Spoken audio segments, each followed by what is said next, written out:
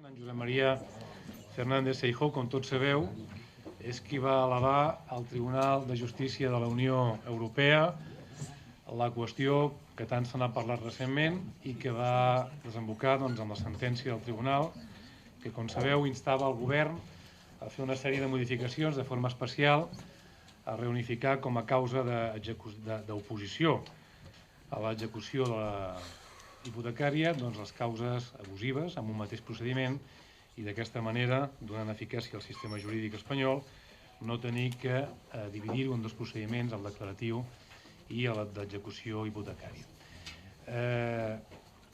Us agraeixo la vostra presència, això evidencia la importància del tema, la sensibilitat que tots teniu i sobretot també la magnitud i la importància del senyor Josep Maria Fernández Feijóo, que avui ens acompanya. No vull perdre ni un minut més perquè avui el protagonista és el tema i el nostre ponent. Per tant, senyor Josep Maria, quan vulgui, pot començar. Hola, buenas tardes. No sé, ¿se me oye bien? A ver, lo primero, agradecerles muy sinceramente la invitación. Yo hace unas semanas, pues a los pocos días de que se dictara la sentencia por el Tribunal de Justicia de Luxemburgo, responsables del Colegio de Abogados de Tarrasa pues, se pusieron en contacto conmigo para montar pues, una jornada, una sesión de análisis de la sentencia.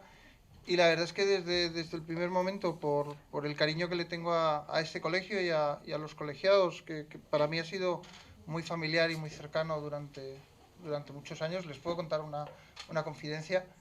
Mis dos parejas, mis dos mujeres han sido juezas en Tarrasa, con lo cual, quieran que no, aunque yo no he sido juez aquí, pues he tenido una vinculación sentimental con la ciudad.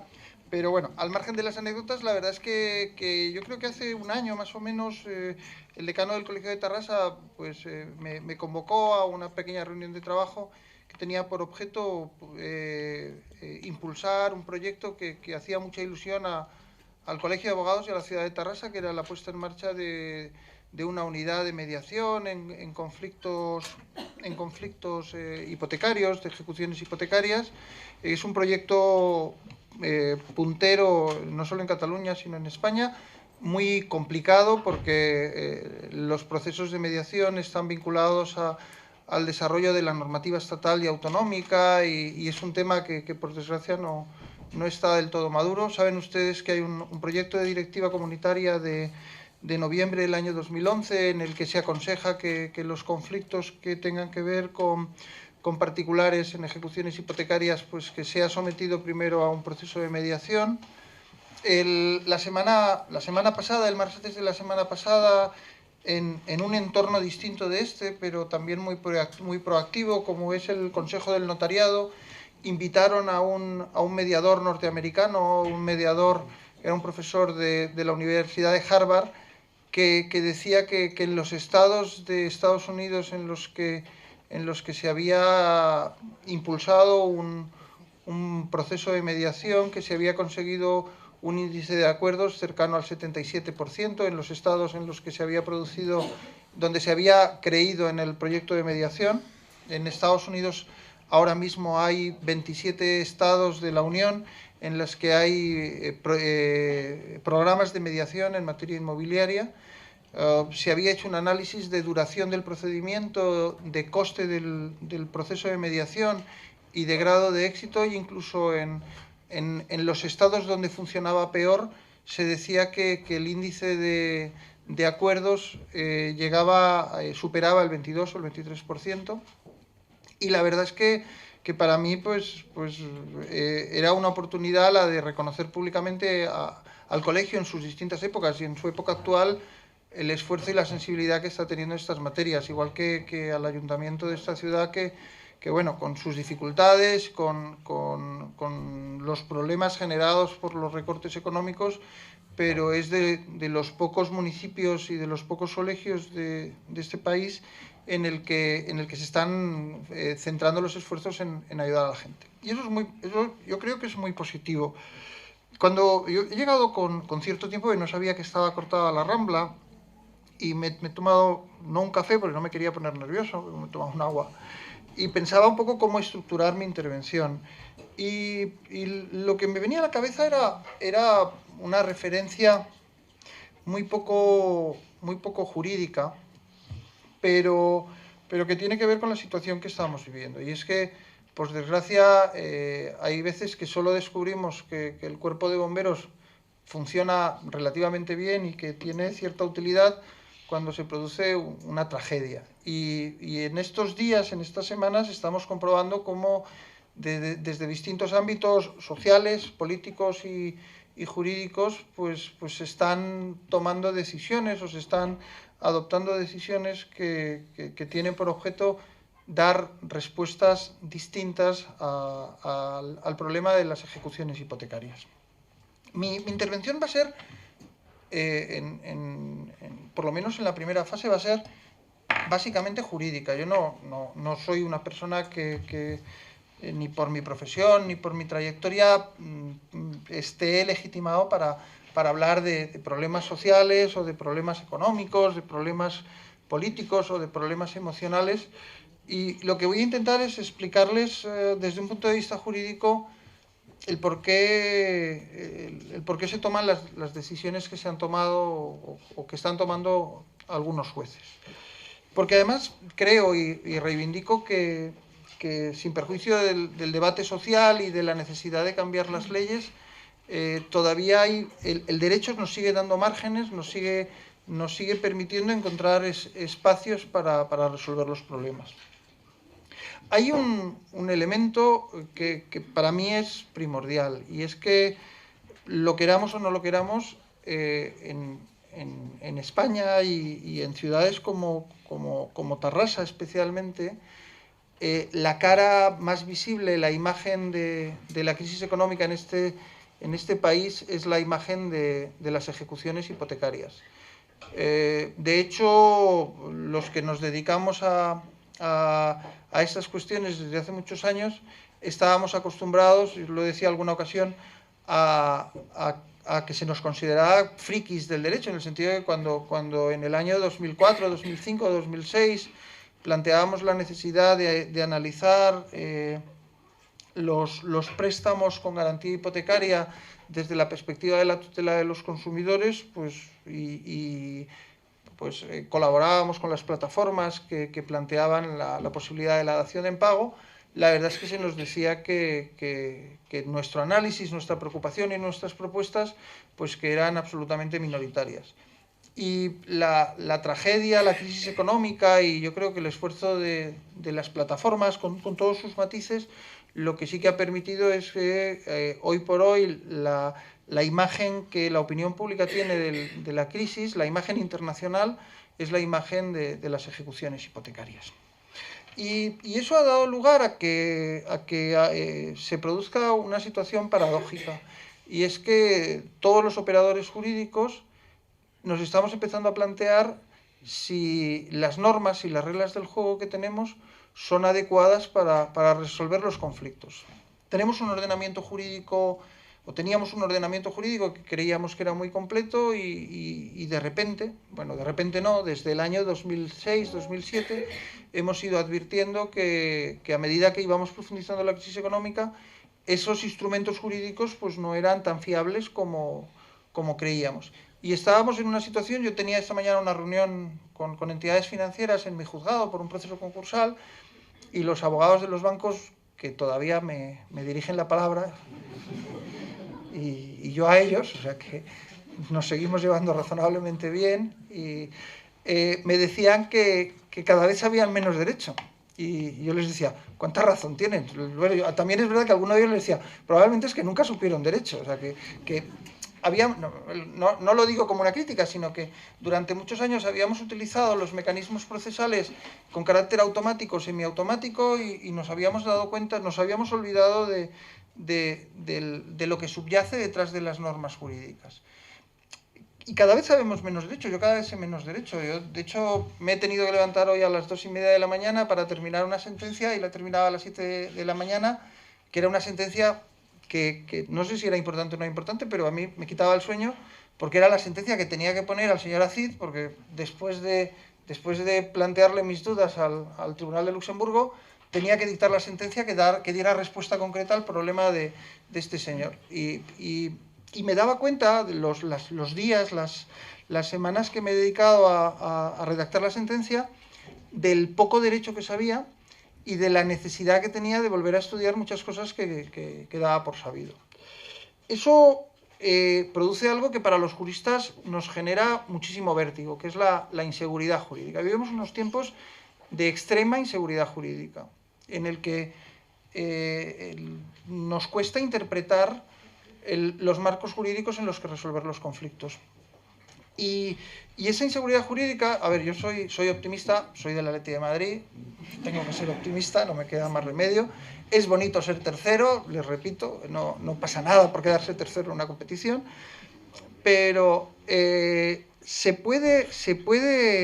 estos periodos de inseguridad pueden servirnos para volver a interpretar, para volver a modificar las leyes. De hecho, la propuesta que hay en el Parlamento, que está ahora en el Senado, con todos sus problemas, y luego podemos discutirlas, lo cierto es que supone un cambio radical, o va a suponer un cambio radical en el marco jurídico de la resolución de los conflictos de ejecución hipotecaria. Es decir, por el esfuerzo de las plataformas, por la crisis económica, por el esfuerzo de los colegios de abogados, y yo aquí, pues, yo creo que Carlos Carnicer y su equipo pues ha hecho una labor, yo creo que muy interesante, de enfrentamiento al gobierno, pues en temas como las tasas, como el acceso a la justicia gratuita. Se han movido instituciones que llevaban decenas de años sin moverse, y eso genera inseguridad jurídica. Centrándolo ya en el objeto de nuestra discusión, lo primero que hemos tenido que hacer los juristas durante todos estos meses es adaptar nuestro lenguaje. Y lo hemos adaptado porque hasta ahora, sobre todo la gente que veníamos de la formación civil o procesal civil, estábamos acostumbrados a que llamábamos desahucio a los lanzamientos vinculados a la ley de arrendamientos urbanos, y hablábamos de ejecuciones hipotecarias cuando nos teníamos que referir al viejo 131 de la ley hipotecaria, que luego pues se incorpora al 680 y tantos de la ley de enjuiciamiento civil como consecuencia de la ley 1/2000. Y lo primero que hemos tenido que hacer es acostumbrarnos. Yo me acuerdo que en los primeros debates, en las primeras discusiones, decían, no, mire usted, los desahucios son los de la LAU, y esto pues son procesos de ejecución, que son procesos de tutela sumaria, que tienen su origen en el viejo 129, 131 de la ley hipotecaria. Y sin embargo, ahora, hoy por hoy, todos nosotros en nuestro lenguaje, incluso técnico jurídico, hacemos la referencia a los desahucios y no hablamos de la ejecución de las garantías reales y de los bienes pignorados. La segunda cuestión que es importante es que todavía no tenemos claro en qué marco jurídico se deben resolver estos conflictos. Y lo digo porque también nos hemos acostumbrado en ese lenguaje coloquial o de los medios de comunicación a decir que hay que cambiar la ley hipotecaria, que la ley hipotecaria es insuficiente y que es inservible. Y la verdad es que cuando uno se para a estudiar, pues se da cuenta de que probablemente la norma jurídica que menos haya que tocar haya de ser la ley hipotecaria, que es una ley con sus problemas, pero que es una ley que históricamente ha funcionado razonablemente bien. Los procesalistas, y en eso yo creo que los jueces, cuando no sabemos hablar de las cosas, hablamos de derecho procesal, sin embargo nos amparamos, nos protegemos y decimos que el problema no es tanto de ley hipotecaria, sino que el problema es de ley de enjuiciamiento civil y en concreto de los procesos de ejecución. Y donde vemos los problemas es en la ley de enjuiciamiento civil. Y de hecho la cuestión prejudicial, quien haya tenido oportunidad de leérsela, es una cuestión eminentemente procesal, y el pronunciamiento principal de la cuestión prejudicial, de la sentencia de 14 de marzo del año 2013, lo que nos dice es que probablemente el artículo 698 de la ley de enjuiciamiento civil es una norma insuficiente. Hay otro sector, y probablemente sea donde yo me encuentre más cómodo, es el que reivindica la necesidad de plantear la tutela del deudor, la tutela del adquirente de una vivienda, desde la perspectiva de la tutela de los consumidores. Y entonces entraríamos en la referencia de la Directiva 93/13 del Consejo, que es la directiva en la que se establecen cuáles son las condiciones generales de la contratación, por qué reglas se rigen y cuáles son aquellas cláusulas que deben de considerarse abusivas. Y desde esa perspectiva lo que tenemos que plantearnos son, yo creo que dos cuestiones importantes.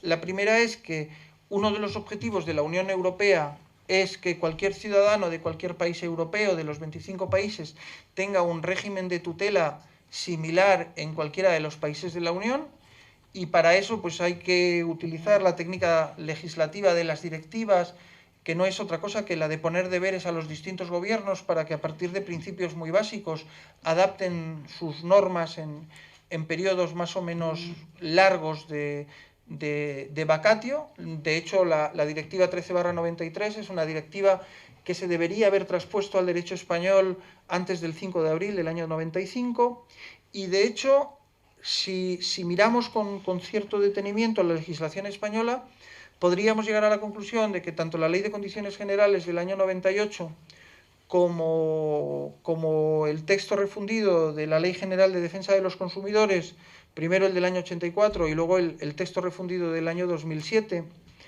recoge los aspectos materiales de la directiva comunitaria. Sin embargo, la Ley de Enjuiciamiento Civil, nuestro instrumento de trabajo cotidiano, no ha sido capaz de incorporar los mecanismos de tutela procesal que hubieran complementado ese marco legislativo comunitario. En el ámbito comunitario, y luego hablaremos con un poco más de detalle, yo creo que es importante destacar dos aspectos. El primer aspecto es que a la Unión Europea le cuesta mucho dictar normas de carácter procesal. Y eso porque tienen que pensar que en Europa hasta ahora convivían 3 tradiciones procesales, ahora conviven 4 tradiciones procesales que son cada una de su padre y de su madre, de distinta naturaleza. Tenemos por una parte el influjo anglosajón, y dentro del influjo anglosajón fundamentalmente el Reino Unido, con unos procedimientos que no tienen nada que ver con los nuestros. Los jueces llevan peluca, son abogados de mucho prestigio, no todos los abogados pueden actuar en los tribunales. Y tenemos un derecho anglosajón, que es un derecho con muy poquitas normas y con muchos antecedentes y mucha jurisprudencia.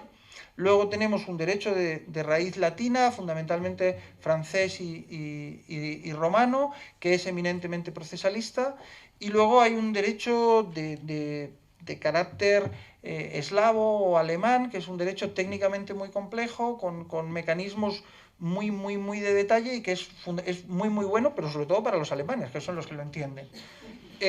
Con la incorporación de algunos países del este de Europa, hemos tenido también que acostumbrarnos a legislaciones extrañas. Por lo tanto, al legislador europeo le cuesta mucho establecer reglas procesales comunes que sean homologables por todos los países. Por lo tanto, lo que tiene que dictar son grandes principios programáticos, grandes principios procesales que incluyen esas directivas. Pero a los juristas, sobre todo a los juristas latinos, nos genera mucha inseguridad porque no tenemos términos, no tenemos plazos, no tenemos requisitos, no tenemos excepciones. Es muy difícil encontrar anclajes procesales en las directivas comunitarias. Sin embargo, el legislador europeo sí que nos dice que cualquier ciudadano debe tener una normativa equivalente de mínimos en cada uno de los países, y que la tutela de sus derechos se debe hacer de manera efectiva en cada uno de los países. Y de hecho, en el Parlamento Europeo, a finales de los años 90 del siglo pasado, diputados holandeses, diputados franceses, diputados alemanes le preguntaban en el Parlamento Europeo a los diputados españoles que qué sucedía en España cuando se habilitaban mecanismos para que las clases medias pudieran acceder a la propiedad de los inmuebles distintos, muchísimo más fáciles de los mecanismos de acceso a la propiedad de otros países con economías más consolidadas. Y a su vez se planteaban si la tutela procesal que las entidades financieras podían tener para garantizar el pago de esos préstamos por los cuales accedían a la propiedad eran lo suficientemente seguros y eficaces como para garantizar esa tutela del crédito. En esa misma época, en los años 90, por parte de los organismos de la Unión Europea, también se plantea una duda existencial, y es ¿qué está ocurriendo en las economías avanzadas de Europa en las que los niveles de sobreendeudamiento de los consumidores estaban superando las ratios razonables? Es decir, ¿por qué había unos mecanismos de acceso al crédito que determinaban que una familia pudiera tener comprometido su patrimonio presente y futuro en unos porcentajes que eran aterradores? La Unión Europea sí que fue capaz en los años 90 de dictar algunas directivas en materia de tutela de consumidores y en materia de tutela de trabajadores. Eso tiene que ver también con algo que yo creo que ahora se ha perdido, y es que en los años 90 pues había gente en los gobiernos nacionales y también en los gobiernos comunitarios, en los organismos comunitarios, que era ferviente defensora del europeísmo social, y por lo tanto se decía que la Unión Europea debía ser un espacio económico, un espacio de mercado, pero también tenía que ser un espacio de derechos. Los que tenemos más años nos acordamos de Maastricht, nos acordamos de la Constitución Europea, nos acordamos del Tratado de Lisboa, nos acordamos del Tratado de Ámsterdam, nos acordamos del fracaso relativo que fue toda esa pata social de la Unión Europea, pero lo cierto es que tuvimos el anclaje de esas normas o directivas comunitarias que sí que tienen un contenido más social. Es decir, nuestros instrumentos de trabajo, cuando vamos al derecho comunitario, son instrumentos de trabajo que tienen en muchas ocasiones pues 20 años. La directiva del año 93 es una directiva que empieza a ser vieja, y sin embargo vemos que ha tenido un efecto dinamizador de la actividad judicial muy potente. Por lo tanto, teníamos el debate sobre si el conflicto lo tenemos en la ley hipotecaria, el debate sobre si el conflicto lo tenemos en la ley de enjuiciamiento civil, el debate sobre si el conflicto debe trasladarse a la Ley de Condiciones Generales de la Contratación y al texto refundido de noviembre del año 2007, concreto los artículos pues, 84, 85, 86, y luego todo el catálogo de cláusulas abusivas del artículo 89. Hay también un sector de la doctrina que defiende que para dar un tratamiento muchísimo más integral a los deudores probablemente deberíamos introducir reformas en la ley 22/2003, que es la ley concursal, que es mi principal instrumento de trabajo. Yo me gano la vida en el juzgado mercantil con los concursos, y como consecuencia de la pujanza de los juzgados mercantiles y con la entrada en vigor de la ley 22/2003, la ley concursal, la creación de los juzgados mercantiles, la reforma del año 2009 y luego la reforma del año 2011, un sector importante de la doctrina ha considerado que el tratamiento del sobreendeudamiento debería ser un tratamiento universal, y que por lo tanto al deudor se le debería dar una solución en el marco de un concurso. Y de hecho en la Comisión de Codificación, en la sección especial de la Comisión de Codificación, que se constituyó en mayo del año 2009 y que hizo los trabajos preliminares de la reforma de la ley concursal, de la ley 38/2011, una de las tareas que impone el ministro de Justicia a esa Comisión de Codificación era la de mejorar técnicamente el marco de tutela de los particulares en los procesos concursales. Y eso tiene un poco que ver con mi historia. O sea, mi historia no es una historia de un éxito, sino justo es la historia de un montón de fracasos. Yo formaba parte de esa Comisión de Codificación, éramos 19 juristas más el secretario general técnico del Ministerio. De esos 19 juristas estábamos 4 magistrados, había 6 catedráticos, había también abogados del Estado, algún representante de las entidades financieras y algún economista. Y después de un año de trabajo pues nos dimos cuenta de que no habíamos sido capaces de introducir las reformas correspondientes en la ley concursal que permitieran un marco de protección de los consumidores en los procesos concursales. Es decir, la posibilidad de que un juez, ayudado por unos auxiliares, los administradores concursales, pudiera dar una solución global a los problemas de insolvencia de las familias. Se han hecho experimentos, yo mismo he hecho experimentos y algunos experimentos pues han tenido cierta repercusión, la posibilidad del perdón de las deudas después de someter al deudor a realizar algún esfuerzo, se ha hablado de la segunda oportunidad, se ha hablado de la cancelación de una parte de las deudas, se ha hablado también de la posibilidad de castigo o la posibilidad de limitar los efectos de algunos acreedores, con toda la filosofía de los créditos subordinados y la necesidad de que esos acreedores pues, tengan que imponerles más sacrificio que a los acreedores de mejor rango. Lo cierto es que por incapacidad técnica y sobre todo por el miedo al efecto llamada, lo cierto es que nuestra ley concursal, la ley 22/2003, no tiene un marco de tutela del consumidor equivalente al marco de tutela del consumidor que tendría un empresario. Un empresario puede presentar un convenio, el convenio puede conseguir quitas y esperas, las quitas de hasta el 50%, las esperas de hasta 5 años, incluso en el peor de los escenarios, que son los escenarios de liquidación. La ley concursal permite que una empresa que no ha cometido excesivas irregularidades pueda desaparecer del tráfico económico, pueda haber cancelado sus asientos registrales y pueda haber diluida su deuda en la medida en la que solo en casos muy excepcionales la ley 367 de la Ley de Sociedades de Capital o artículo 172 bis de la ley concursal permite derivación de responsabilidades personales a los administradores o a los gestores de las compañías. Por lo tanto, si yo tengo una compañía y quiero disolverla porque tiene muchas deudas, en un proceso concursal, si no he hecho muchas marranadas en mi vida económica, lo razonable será que pueda desaparecer del tráfico, que me puedan cancelar la sociedad y que yo pueda ver cómo las deudas que tengo pues puedan quedar diluidas o minoradas como consecuencia del concurso.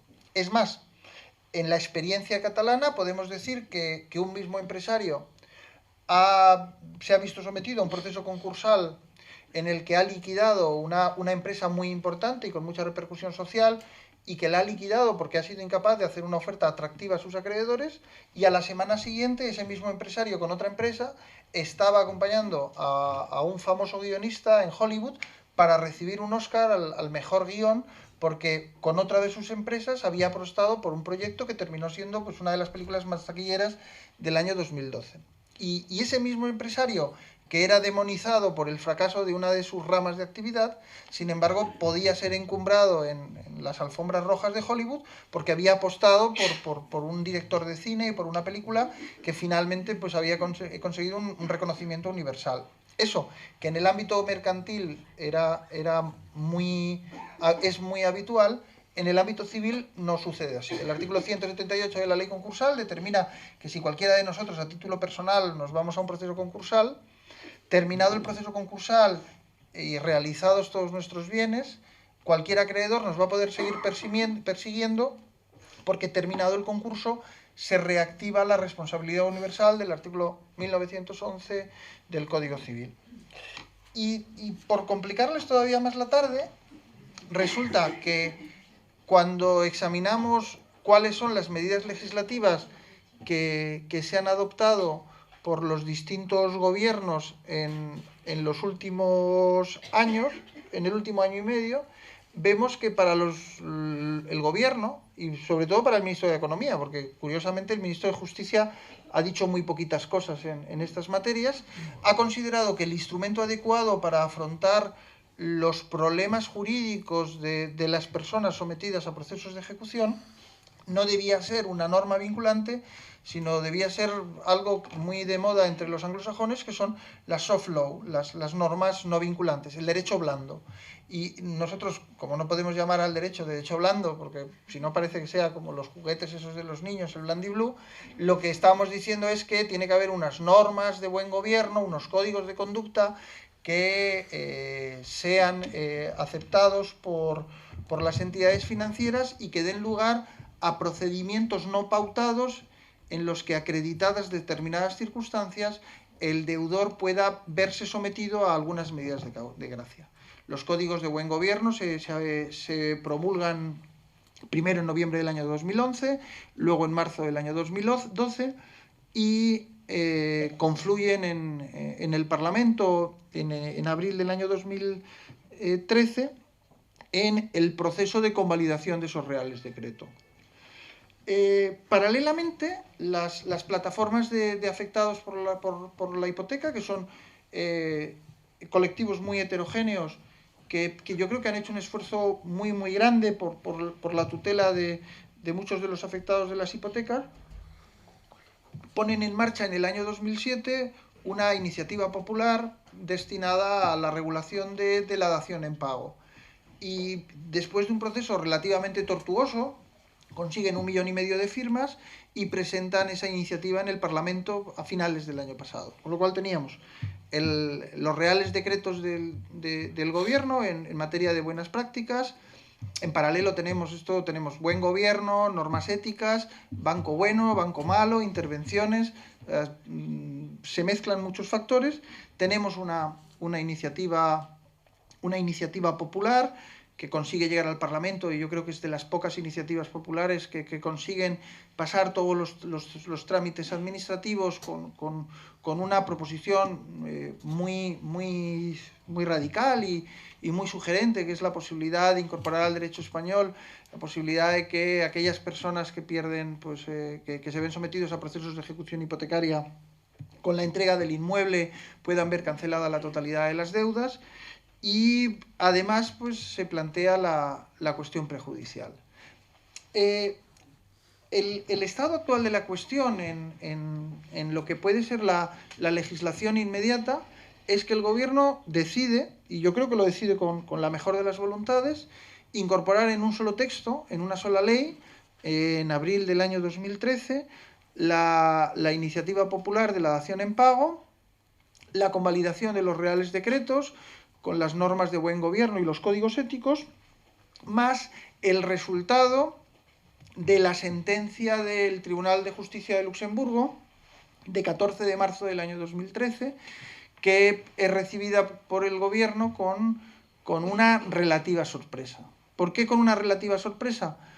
Porque en noviembre del año 2012, la abogada general, la señora Cocot, en un informe preliminar, en unas conclusiones de abogado general, que no deja de ser un órgano de naturaleza administrativa equivalente al fiscal que defiende la legalidad comunitaria, lo cierto es que el 8 de noviembre del año pasado el propio tribunal hace públicas unas conclusiones en las cuales se dice que el sistema de oposición de los procesos ejecutivos hipotecarios españoles podría vulnerar el núcleo fundamental de tutela del consumidor de la Directiva 13/93 de Condiciones Generales de la Contratación.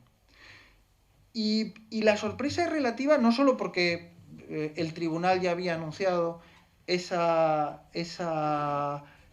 informe desfavorable, sino porque meses antes, en marzo del año 2012, la Comisión Europea, es decir, el brazo político de la Unión Europea, en los informes preliminares ya había dicho que el sistema de tutela de las garantías reales del derecho español tenía graves deficiencias. Lo que ocurre es que en ese momento, en marzo del año 2012, la Comisión Europea no filtró ese documento, y los que habíamos provocado ese procedimiento, el abogado del afectado, el abogado de la entidad financiera y el propio juzgado, habíamos considerado que era una imprudencia que se hicieran públicas conclusiones que no eran conclusiones definitivas. Si nos remontamos a un poquito más atrás, en julio del año 2011, justo a las puertas del verano del año 2011, hace casi 2 años, en el juzgado mercantil, en mi juzgado mercantil, se había elevado una cuestión prejudicial en la que se formulaban una serie de preguntas que lo que planteaban era si el sistema de ejecución hipotecario español era o no acorde con la Directiva 13/93. Y si analizamos la jurisprudencia del Tribunal Europeo de Justicia desde junio del año 2000, es decir, desde hace 13 años, nos encontramos con que la línea de protección que el Tribunal de Justicia de la Unión Europea ha articulado en favor de los consumidores europeos hacía previsible un pronunciamiento como el de 14 de marzo. Por lo tanto, era previsible y por lo tanto deberían haberse establecido los mecanismos legales y procesales adecuados para evitar la situación de vacío que se produce como consecuencia de la sentencia de 14 de marzo, porque era una sentencia absolutamente previsible, tanto por el propio desarrollo del procedimiento como por los antecedentes jurídicos y jurisprudenciales del propio tribunal desde la sentencia Océano.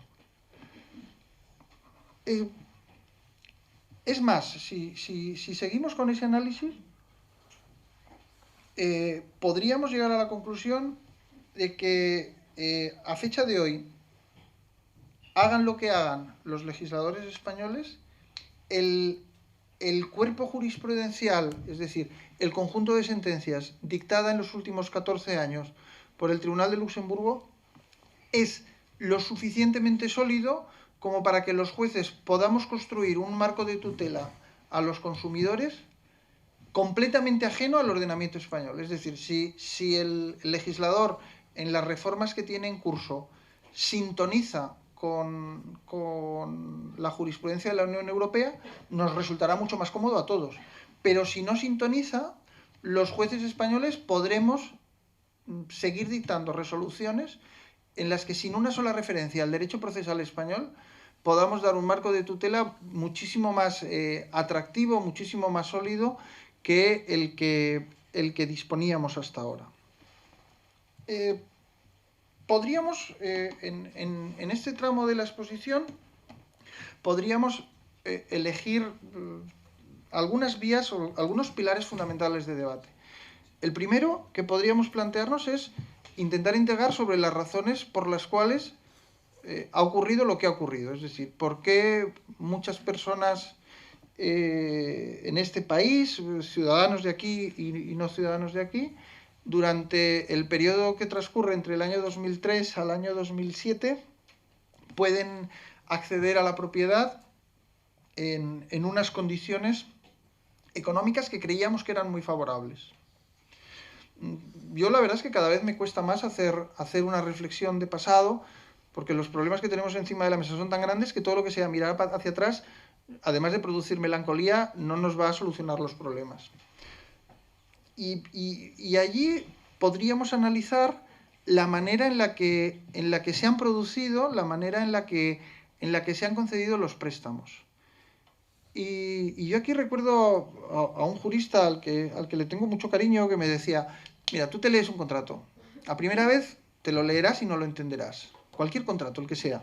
Probablemente estés cansado, no estés despejado.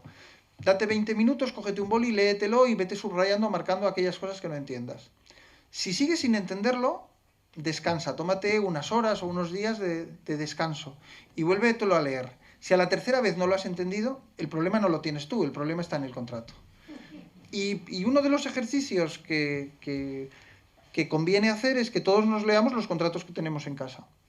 El contrato pues el de la tarifa plana de internet, que nos hemos cambiado pues 6 o 7 veces de operador, el contrato que tenemos pues nuestro, de nuestros hijos, para bajarse música legalmente por internet, los Spotify, los iTunes, el contrato que suscribimos cuando nos subimos a los ferrocarriles catalanes para venir a Tarrasa. Todos esos contratos están llenos de condiciones generales. Y en todos esos contratos nosotros nos colocamos en la posición de consumidor.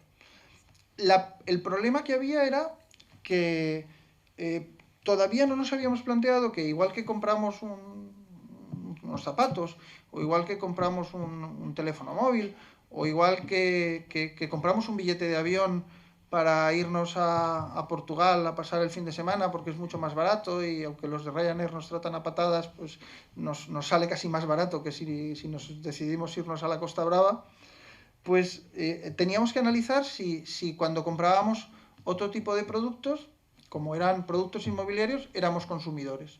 Sobre todo cuando esos productos inmobiliarios estaban vinculados a contratos bancarios complejos.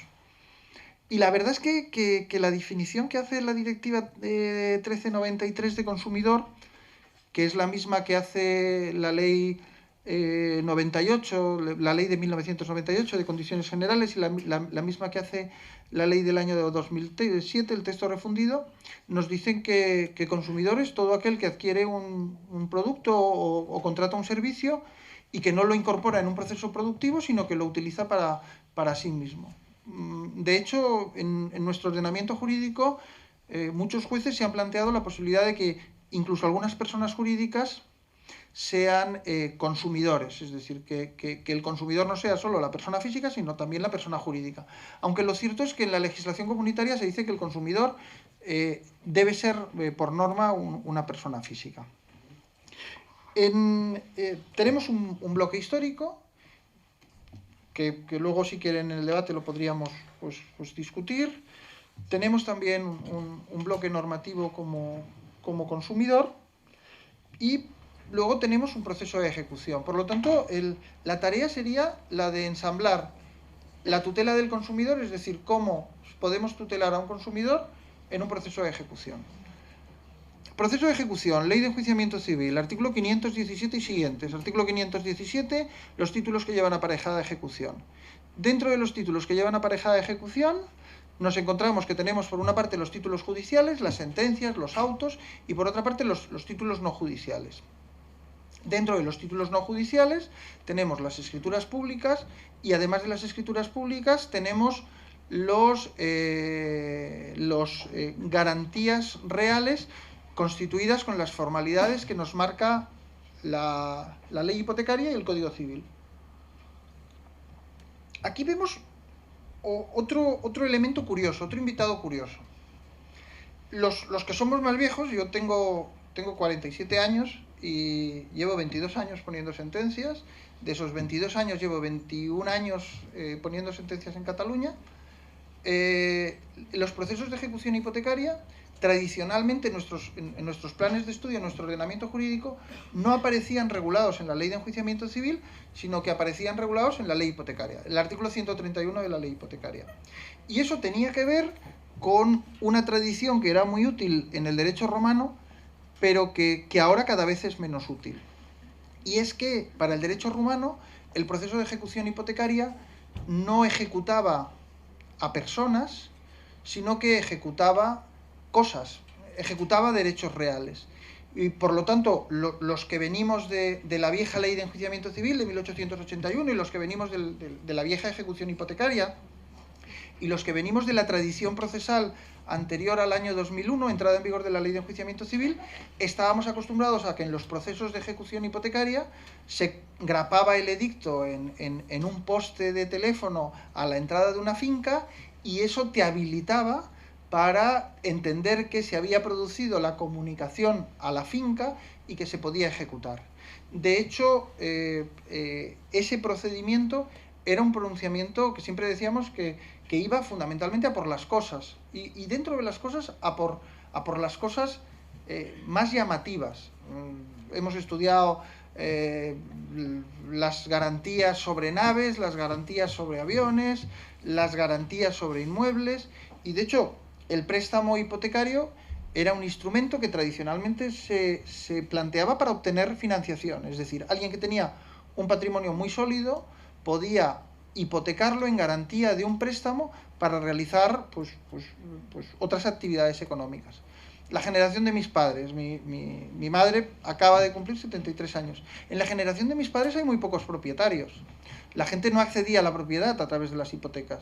Cuando tú hablas con una persona de 70 años y le dices que te asusta que el tipo de interés esté al 6%, te recuerda que a principios de los años 80 el interés estaba al 16 o al 17%, y que entonces la gente normal, las clases medias, no pedían hipotecas porque era imposible pagarlas, y lo que hacían era firmaban un montón de letras y cruzaban los dedos para que el promotor no desapareciera del tráfico económico. Y yo me acuerdo cuando en el año 91 empecé a dictar sentencias en juzgados civiles. Yo estaba en Esplugas, mi mujer estaba aquí en Tarrasa. Nuestro principal trabajo eran los expedientes de dominio de reanudación del tracto, y de cancelación de cargas, que eran costosísimos y que eran absurdos porque se trataba de buscar vecinos, de publicar edictos que costaban una pasta y de estar 6, 7, 8, 10 meses en los juzgados pendientes de que el juez dictara un auto que permitiera la adecuación del registro a la realidad del propietario, porque en muchas ocasiones para el registro seguía siendo una finca rústica y sin embargo pues había 2 torres con 14 pisos y 6 vecinos en cada piso.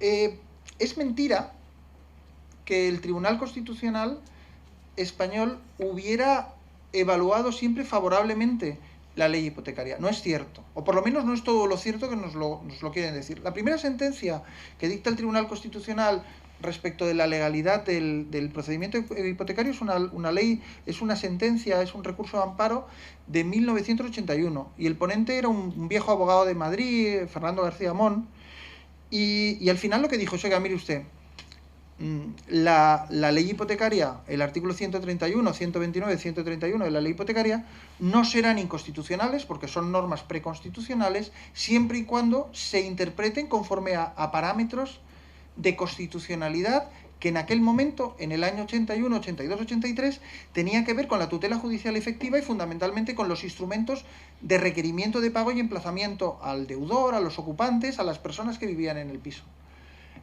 Y si nos leyéramos la jurisprudencia del Tribunal Constitucional, que es bastante aburrida de leer, pero bueno, alguien se la tiene que leer, veríamos como el Tribunal Constitucional en el año 81, 82, 83, 84 hace un esfuerzo de interpretación muy grande para que todas las normas preconstitucionales se interpreten conforme a la Constitución. Por una razón, porque si se declaraban inconstitucionales todo el cuerpo normativo procesal, pues fundamentalmente o administrativo o civil, anterior a la Constitución, se generaba un vacío legal brutal y por lo tanto se nos decía: oiga, mire usted, esta norma no será inconstitucional en la medida en la que se interprete conforme a estos parámetros. Y tan es así que en el año 2000, la ley 1/2000, cuando se decide derogar la ley de 1881 porque era insuficiente, lo primero que hace el legislador es dice: oiga, no tiene sentido que tengamos una ley especial, ley hipotecaria con un procedimiento especial, que era un procedimiento absolutamente marciano, incorporémoslo a la ley de enjuiciamiento civil para que el proceso de ejecución se vea contagiado con el régimen de garantías de la ley de enjuiciamiento civil. Todos los mecanismos de emplazamiento, citación, artículos 154, 155, 156 de la ley de enjuiciamiento civil. Todos los mecanismos de requerimiento a los ocupantes de los inmuebles en la ejecución de títulos no judiciales que incluían obligaciones de dar, obligaciones de hacer. Ese juicio sumario que tenía que hacer el juez cuando veía un ocupante que no había sido parte en el procedimiento y le tenía que requerir para que aportara títulos. Todas esas normas son normas que se introducen en la ley de enjuiciamiento civil con el objeto de que el procedimiento de ejecución hipotecaria tenga parámetros constitucionales. Es más, en septiembre del año 1999, un señor muy poco sospechoso de radicalidades jurídicas, el señor Méndez, que era un viejo registrador de la propiedad que termina sus días en el Tribunal Supremo como magistrado por el 6º turno, en un proceso declarativo declara nula una escritura de constitución de una hipoteca porque dice que es una barbaridad que un préstamo que se ha programado para 20 años se venza anticipadamente por el incumplimiento de 3 mensualidades y que es desproporcionado el efecto del vencimiento anticipado con la duración y trascendencia económica que tiene ese procedimiento para el deudor. Es una sentencia de septiembre del año 1999, en pleno proceso de discusión parlamentaria de la Ley de Enjuiciamiento Civil. La Ley de Enjuiciamiento Civil se publica el día de San Raimundo de Peñafort del año 2000, el 7 de enero del año 2000, y unos meses antes el Tribunal Supremo dice: oiga, en un proceso declarativo, en un proceso de menor cuantía, se declara nula una ejecución hipotecaria por el vencimiento anticipado. ¿Qué hace la Ley de Enjuiciamiento Civil? Recoge en el artículo 693, apartado segundo, un instrumento que es el de la rehabilitación del préstamo hipotecario, es decir, la posibilidad de que o bien por pacto entre las partes o bien en el caso de primera residencia, la posibilidad de que el deudor, aunque no se pacte expresamente, pueda liberar la ejecución siempre y cuando se ponga al día de los plazos vencidos más los intereses y costas correspondientes. Yo recomiendo a los procesalistas que se lean el redactado del artículo 693 para que intenten hacer un ejercicio de derecho civil. Y vemos como el legislador del año 2000, cuando redacta el artículo 693, no se atreve ni a decir que hay una novación. Es decir, aunque hay un contrato con un vencimiento anticipado, no nos habla de novación, que es lo que nos gusta a los civilistas. No nos habla de una rehabilitación en los términos de la ley de arrendamientos, es decir, la posibilidad de que el deudor rehabilite. Nos dice que si el deudor pasa por allí y paga, que se verá liberado de la ejecución, cuando en realidad lo que se produce es una novación. ¿Qué ocurre? Que si acudíamos a los principios de derecho civil tradicional, nos podíamos encontrar con algo que daba mucho miedo, y era la incidencia que podía tener en el tracto, en la anotación que la hipoteca pudiera tener en el registro de la propiedad, y algo que daba mucho miedo a los especialistas en derechos reales, que es lo de la pérdida del rango. Yo, como no he hecho la mili, para mí la pérdida del rango era única y exclusivamente procesal. Los que habían hecho la mili, pues la pérdida del rango tenía que ver con los sargentos. Pero ahí ya vemos como el legislador, para evitar un juicio de valor negativo de la ley de enjuiciamiento civil, tiene que introducir con calzador esta figura del 693 para disminuir, para paliar los efectos de del vencimiento anticipado en algunos préstamos. Préstamos que en aquella época se hacían a 15 y a 20 años. No estábamos en la locura de ahora de los 30, 35, 40 años. Por lo tanto, si vemos esa evolución histórica, podemos afirmar que el Tribunal Constitucional y los principales juristas de este país se habían cuestionado el sistema de garantías de la ley hipotecaria, y que solo a través de esas dudas, a través de esos miedos, a través de esas cuestiones que se habían planteado, se había podido ir modificando el procedimiento de ejecución hipotecaria hasta convertirlo en lo que ahora tenemos en la ley de enjuiciamiento civil. Entro en el tramo final. Volvemos a la Directiva 13/93. La Directiva 13/93 es una directiva que se aprueba en el ámbito de las condiciones generales de la contratación, es decir, los contratos de adhesión. Y dentro de los contratos de adhesión, lo que se advierte, lo que se plantea es que en esos contratos de adhesión hay una de las partes, el adherente, que no tiene ninguna posibilidad de negociar las condiciones del contrato.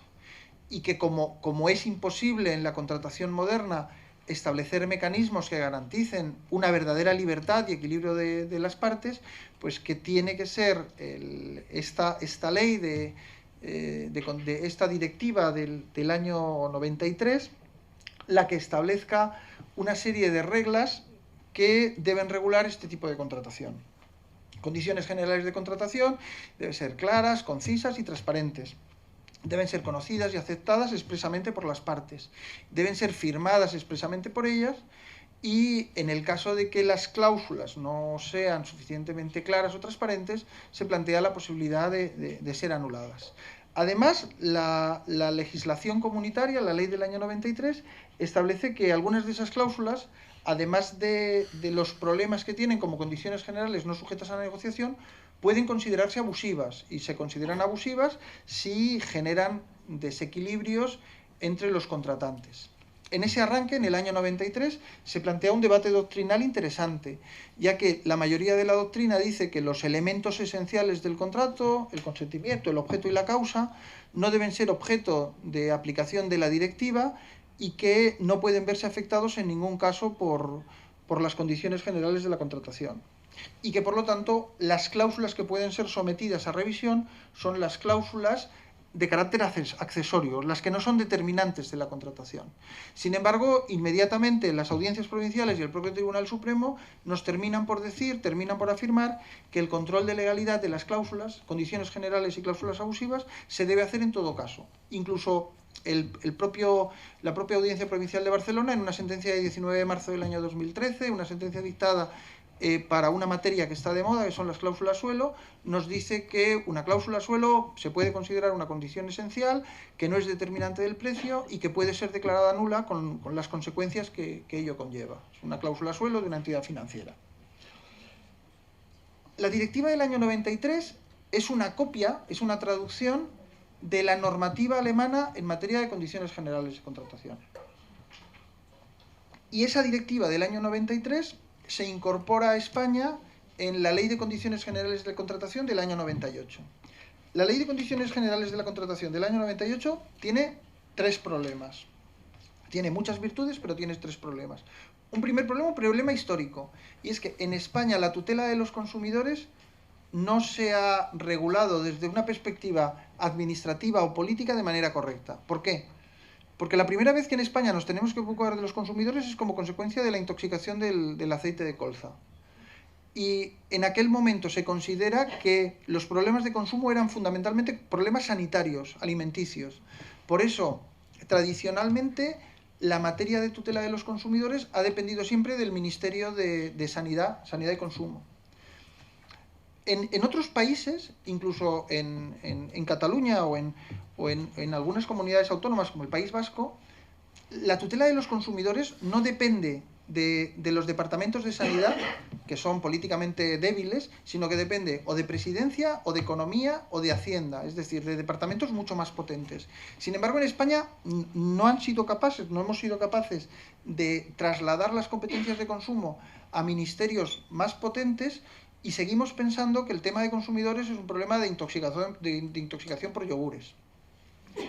¿Qué ocurre? Que cada vez que se ha intentado una reforma legislativa desde el año 84, la Ley de Defensa de los Consumidores y Usuarios, hasta ahora, se ha producido un escándalo económico que ha asustado a los distintos gobiernos en materia de responsabilidad subsidiaria del Estado. Entonces decían, hombre, si trasladamos la materia de consumo al Ministerio de Economía o al Ministerio de Hacienda, ¿qué ocurriría con PSV, con las cooperativas vinculadas a los sindicatos, que dejaron en la calle a cientos de miles de familias a principios de los años 90?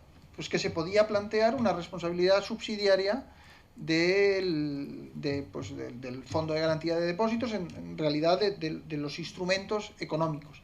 Se vuelve a plantear otra vez con el follón de los sellos, Fórum Filatélico y Afinsa. ¿Qué pedían los consumidores? Que al igual que había un fondo de garantía de depósitos para las entidades financieras, que para los que habían invertido en sellos, que se estableciera una garantía del Estado y que se devolviera una cantidad mínima. ¿Qué ocurrió? Que uno de los argumentos que utilizaba el gobierno es, no, oiga, mire usted, estos señores han consumido unos productos de inversión, y esto depende del Ministerio de Sanidad, y por lo tanto no hay una responsabilidad subsidiaria. Tiene que pensar que todo el tema de sanidad y todo el tema de consumidores está en sus aspectos materiales transferido a las comunidades autónomas. Por lo tanto, incluso muchas comunidades autónomas tienen normas de carácter de carácter material en tutela de los consumidores distintas. Ocurre en materia de consumo, ocurre también en materia de vivienda.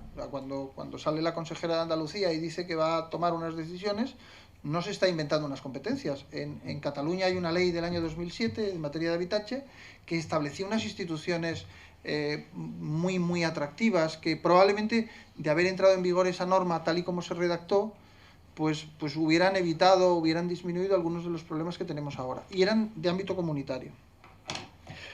El legislador español incorpora a la ley del 98 la directiva comunitaria del año 93. Segundo problema, ya tenemos un problema de carácter político, un problema de carácter técnico. La ley de 1998 es una ley la ley de condiciones generales es una ley previa a la ley de enjuiciamiento civil. Por lo tanto, los mecanismos procesales, la acción individual y la acción colectiva que regula la ley del año 98, es un marco procesal que está adecuado a la ley de 1881, la ley de enjuiciamiento civil, pero no está adaptada a las exigencias de la ley de enjuiciamiento civil. ¿Qué ocurre? Cuando el legislador español en el año 99, en el año 2000, discute y aprueba la ley de enjuiciamiento civil, dice, bueno, ¿cómo encajamos los mecanismos procesales de esa ley especial? Y entonces se conforma, artículo 15 bis, con las llamadas acciones colectivas, intereses difusos y intereses colectivos, las action class, de manera que tenemos pues toda la legitimación de los consumidores y usuarios que se introduce en el artículo 15 bis, con todos los problemas procesales del artículo 221 y de la ejecución, y que nos han llevado a una vía muerta la mayoría de los procedimientos de consumo. Se incluye además una acción colectiva, que son las acciones de cesación, que son acciones que en teoría se deberían tramitar por el juicio verbal, un juicio verbal especial del artículo 250, con unos problemas de emplazamiento brutales. ¿Por qué? Pues porque los colectivos de afectados, si quieren utilizar una acción colectiva, o bien deben acreditar al juzgado que antes de interponer la demanda han contactado con todos los afectados y que todos los afectados actúan conjuntamente, o bien porque en el caso de los intereses difusos, presentada una demanda por una de las asociaciones legitimadas, se suspende el trámite de contestación hasta que no se publican una serie de edictos que sirven como llamada a los afectados para que puedan incorporarse al procedimiento. ¿Qué ocurre? Lo veremos dentro de unas semanas con la sentencia del Tribunal Supremo en las cláusulas suelo, que en las acciones colectivas los pronunciamientos no pueden tener efectos concretos, son meramente declarativos. En una acción de cesación se condena a una entidad financiera a que deje de utilizar determinada cláusula, pero en la medida en la que no se han incorporado al procedimiento todos los afectados, no se pueden concretar las consecuencias de esos procedimientos. Luego, por otra parte, en muchas asociaciones de consumidores y usuarios no se ha dado un grado de madurez procesal que permita procesos fiables, y algunas entidades se han contentado con obtener pues titulares de prensa o grandes impactos mediáticos, pero no han cuidado bien los procedimientos declarativos. ¿Qué sucede? Pues que en el año 2011 se interpone en Madrid una demanda colectiva contra 42 entidades financieras por la aplicación de la cláusula suelo, y resulta que la audiencia previa, con una demanda presentada en el año 2011, no está programada hasta el año 2014. Y se pretende que los consumidores y usuarios que a título individual se vean afectados por esas cláusulas hayan de aguardar a que se dicte una sentencia definitiva en ese procedimiento, porque consideran que hay un problema de litispendencia. Y eso, en términos de eficacia, pues la verdad es que hace que los procedimientos colectivos sean muy poco eficaces, se enfangan. Junto con las acciones colectivas tenemos las acciones individuales. Y en las acciones individuales la verdad es que se nos remite al procedimiento ordinario de nulidad. Y en la mayoría de las acciones individuales lo que se nos plantea, lo que plantean son situaciones que terminamos reconduciendo por los vicios de consentimiento. No conocía bien el objeto del contrato, no me informaron suficientemente, mi consentimiento estaba viciado. Entonces, hay muchos abogados que plantean las demandas desde la perspectiva del Código Civil y se van a las acciones de nulidad clásica, con lo cual pues consiguen el amparo o la competencia objetiva de los juzgados de primera instancia, y otros abogados se van a la Ley de Condiciones Generales de la Contratación, se van al artículo 86 ter de la Ley Orgánica del Poder Judicial en el apartado segundo y piden la tutela de los juzgados mercantiles con el objeto de que esa acción individual no sea una acción clásica de nulidad del Código Civil, sino que pueda ser una acción de tutela de los consumidores de esta ley especial. Pero en la Ley de Enjuiciamiento Civil no hay un proceso especial de tutela de los consumidores a título particular, y el proceso colectivo es manifiestamente inútil para dar una tutela efectiva a problemas concretos. ¿Qué ocurre? Que la mayoría de los grandes litigantes, en vez de ir a procesos declarativos, buscan su amparo procesal, y es un amparo legítimo, en los procesos de ejecución del artículo 517. Es decir, establecen mecanismos de formalización de los contratos a través de documentos públicos que les permiten acudir a procesos ejecutivos y no a procesos declarativos. Es más, aquellos que por una política de costes no pueden obtener títulos formalmente dotados de fuerza ejecutiva, pues porque es muy caro la escritura pública, porque es muy cara la intervención de un corredor de comercio, porque hay que pagar impuestos, se van al proceso monitorio. Y en el proceso monitorio, como consecuencia del proceso europeo, resulta que determinadas operaciones mercantiles habituales en el tráfico pagos con tarjetas de crédito, descubiertos bancarios, acceden a la vía del procedimiento monitorio, que es un procedimiento en el que hay un requerimiento de pago y que tras ese requerimiento de pago, si el deudor no se opone, se despacha a ejecución. Aquí entramos en una sentencia que para mí es muy interesante, sentencia del Tribunal de Justicia de Luxemburgo de junio del año pasado, caso Banesto, que lo plantea la Audiencia Provincial de Barcelona. Y en el caso Banesto, Audiencia Provincial de Barcelona, lo que se planteaba era que en un juicio monitorio por un descubierto bancario que insta un abogado de Banesto, se habían incluido unos intereses de demora vinculados al descubierto que eran superiores al 20%.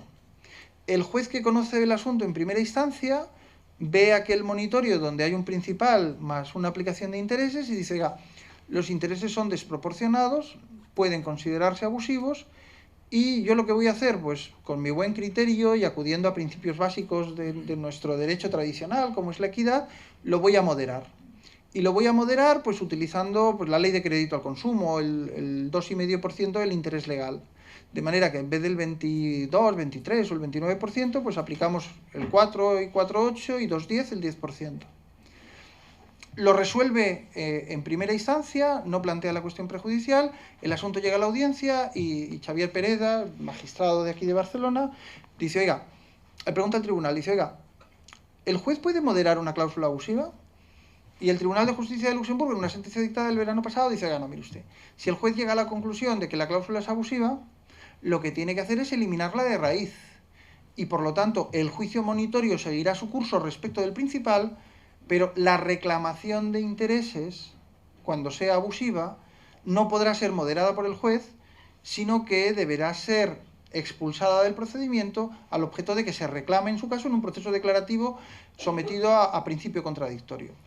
El mismo Tribunal de Luxemburgo, en una sentencia de hace relativamente poco, de 21 de febrero del año 2013, caso Banis Plus, que es una cuestión prejudicial que plantea un magistrado, un tribunal de Hungría, dice que para que el juez pueda declarar abusiva una cláusula, tiene que haber previamente un proceso contradictorio.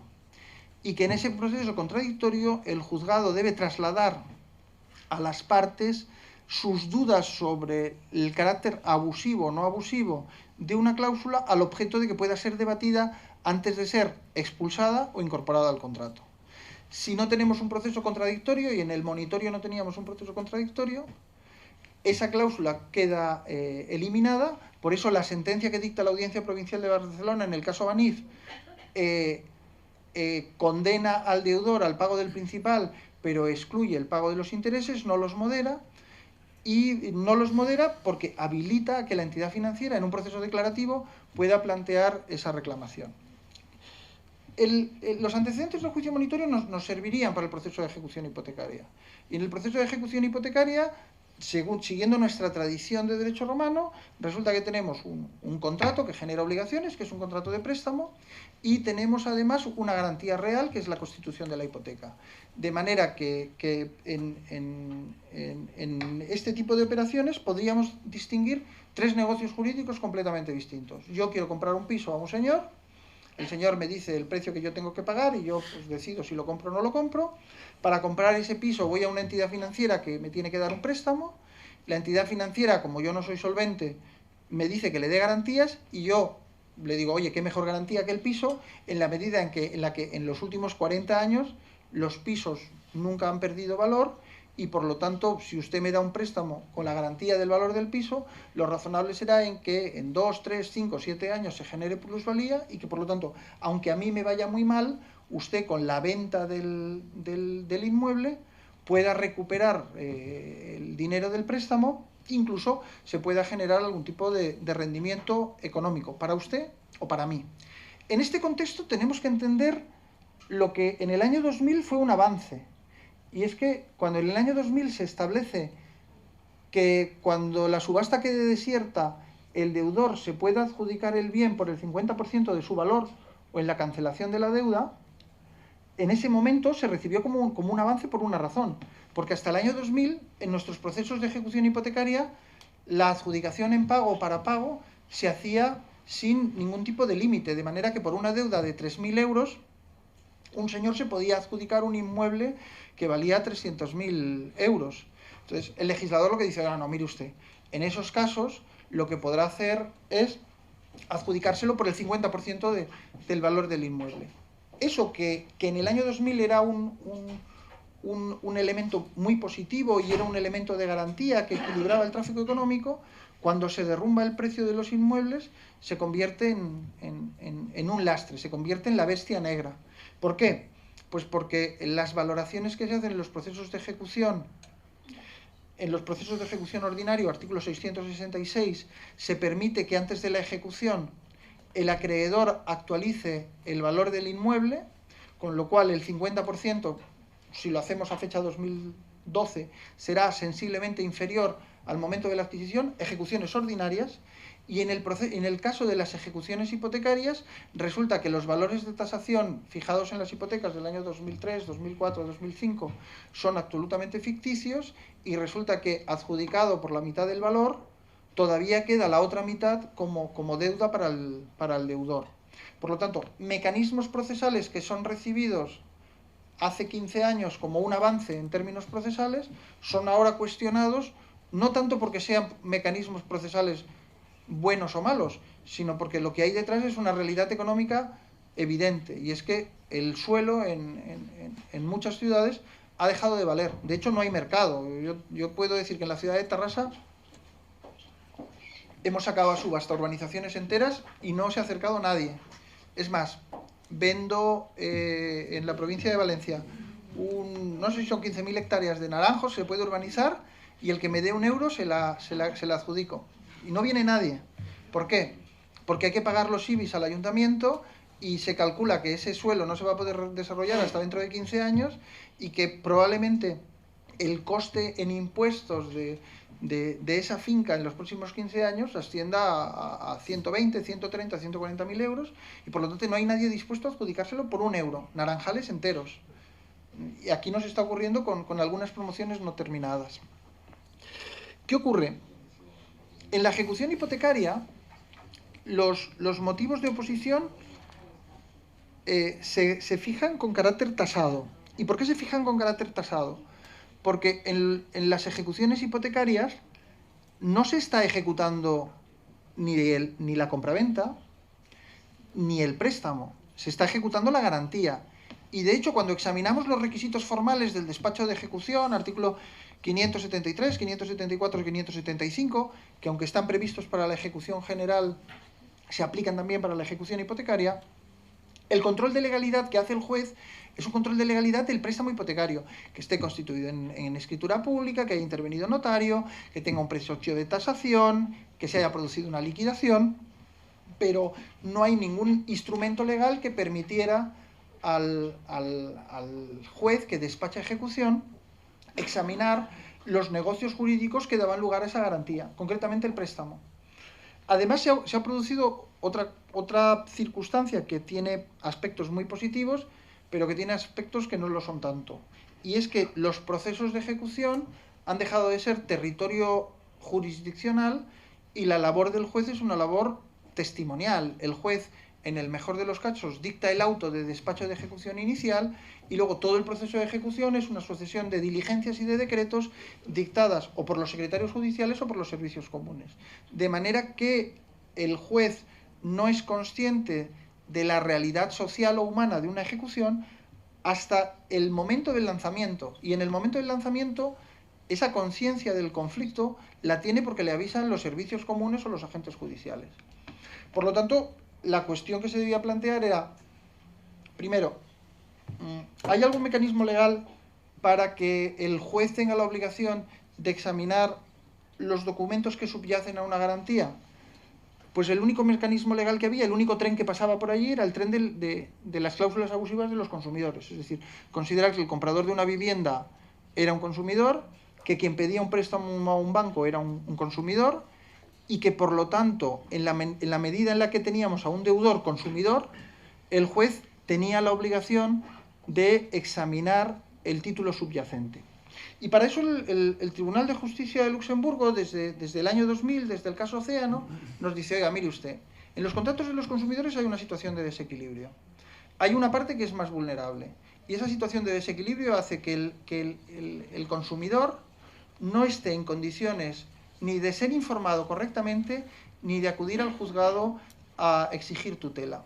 De manera que es necesaria una intervención positiva de las autoridades para restablecer el equilibrio. La sentencia Ocea en el año 2000, la sentencia Cofidis, la sentencia Panón, la sentencia Mostaza Caro, la sentencia Asturcom, todas estas sentencias, y hay cerca de una cincuentena, consolidan los mecanismos para que los jueces intervengan de oficio y asuman esa función de intervención positiva para examinar si en los contratos hay cláusulas abusivas.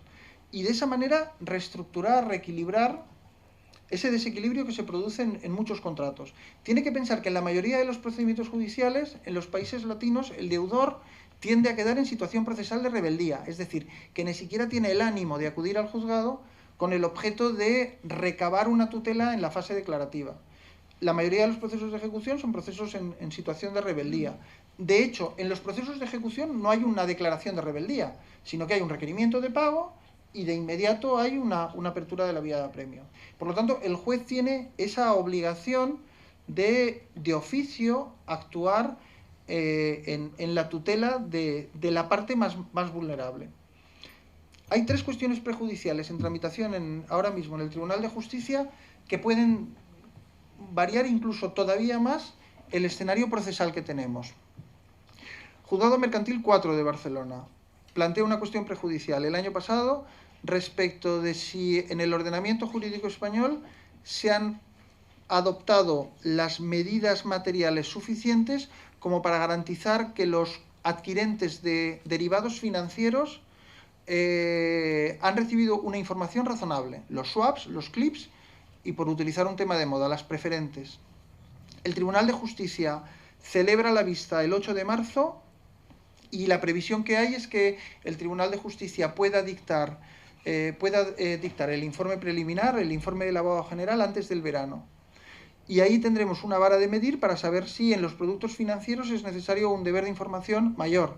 Las cláusulas MiFID, los test de conveniencia, toda la información de los productos financieros. Todo eso puede revolucionar el panorama. Hay una cuestión prejudicial que plantea un juez de Badajoz en un tema también procesalmente muy interesante.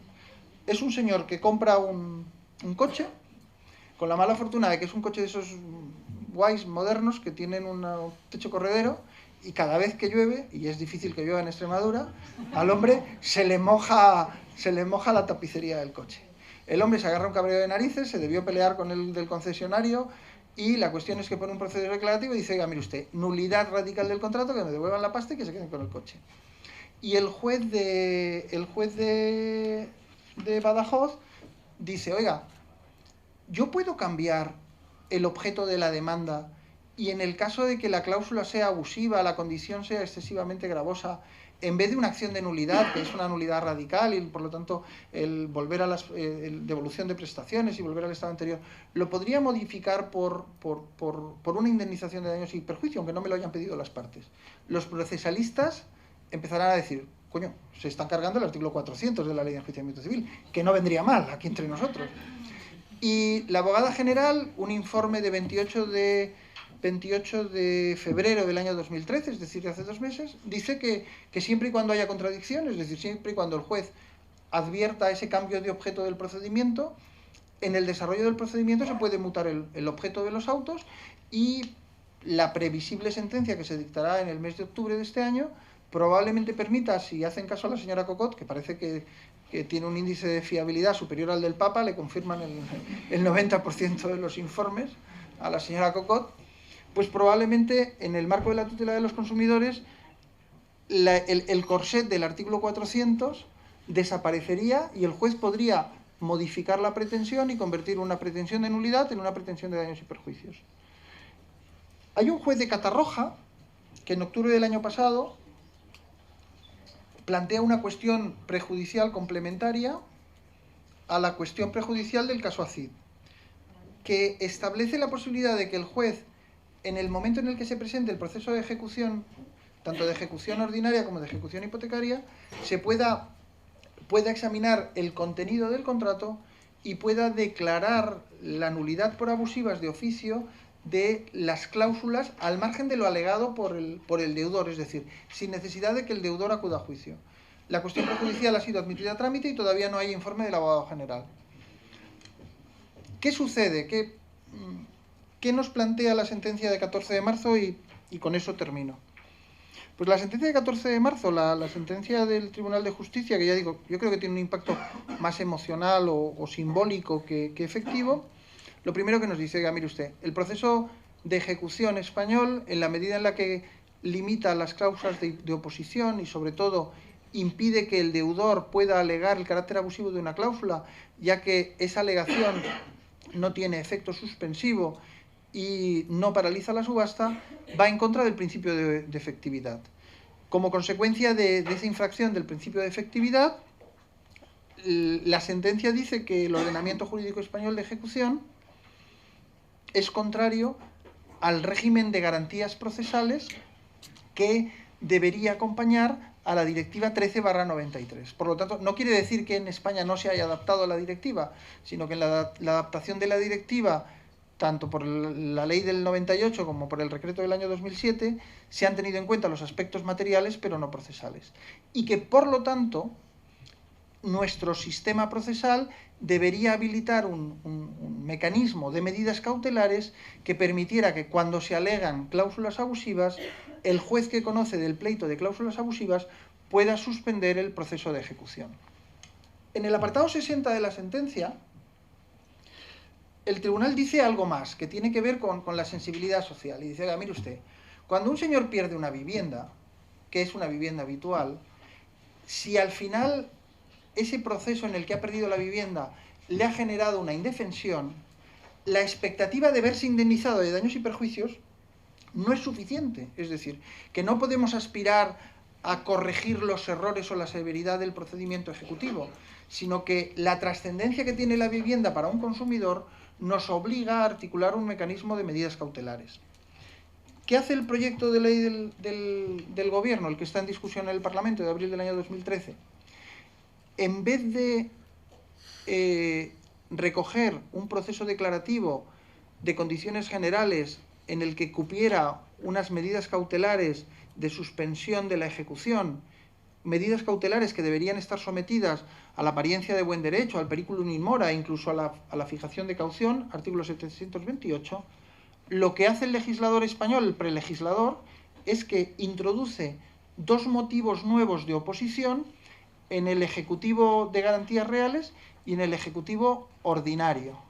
De manera que, en vez de ir a un sistema de medidas cautelares, iríamos a un sistema de suspensión automática. Si yo en un Ejecutivo, o un Ejecutivo general o hipotecario, planteo cláusulas abusivas, efecto suspensivo automático.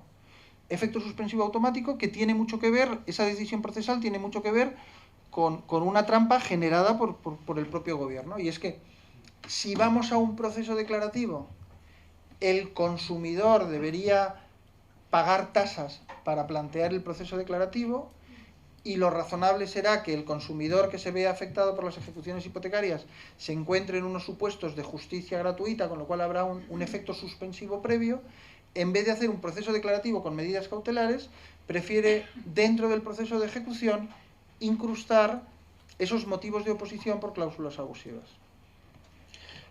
El segundo bloque de preguntas que se plantean al tribunal tienen que ver con la posibilidad de que se declaren abusivas algunas cláusulas. La representación en autos del señor Acid, que de alguna manera pues es el abogado del señor Acid, es el que abre la ventana para que entre el aire comunitario al juzgado y el que plantea las dudas de derecho comunitario, cuestiona solo una cláusula del contrato, que es la cláusula de liquidez. La cláusula de liquidez es la cláusula 15 del contrato y es del contrato de préstamo, y es en la que se dice que el banco unilateralmente podrá liquidar la deuda derivada del préstamo, comunicársela al deudor por medio de un certificado y notificado ese certificado podrá iniciar la ejecución.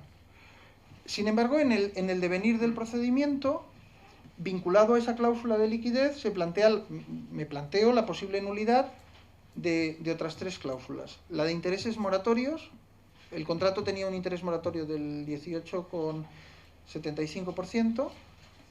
La de vencimiento anticipado el hecho de que en la cláusula sexta del contrato la entidad financiera pudiera resolver el contrato una vez detectado el primer incumplimiento, y luego el vencimiento anticipado, es decir, que producido un vencimiento se le pudiera reclamar la totalidad de la deuda.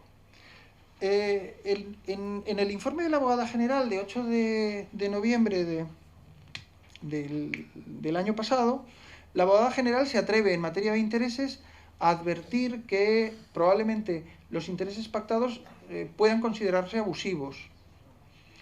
Los intereses pactados de carácter monatorio, no los remuneratorios.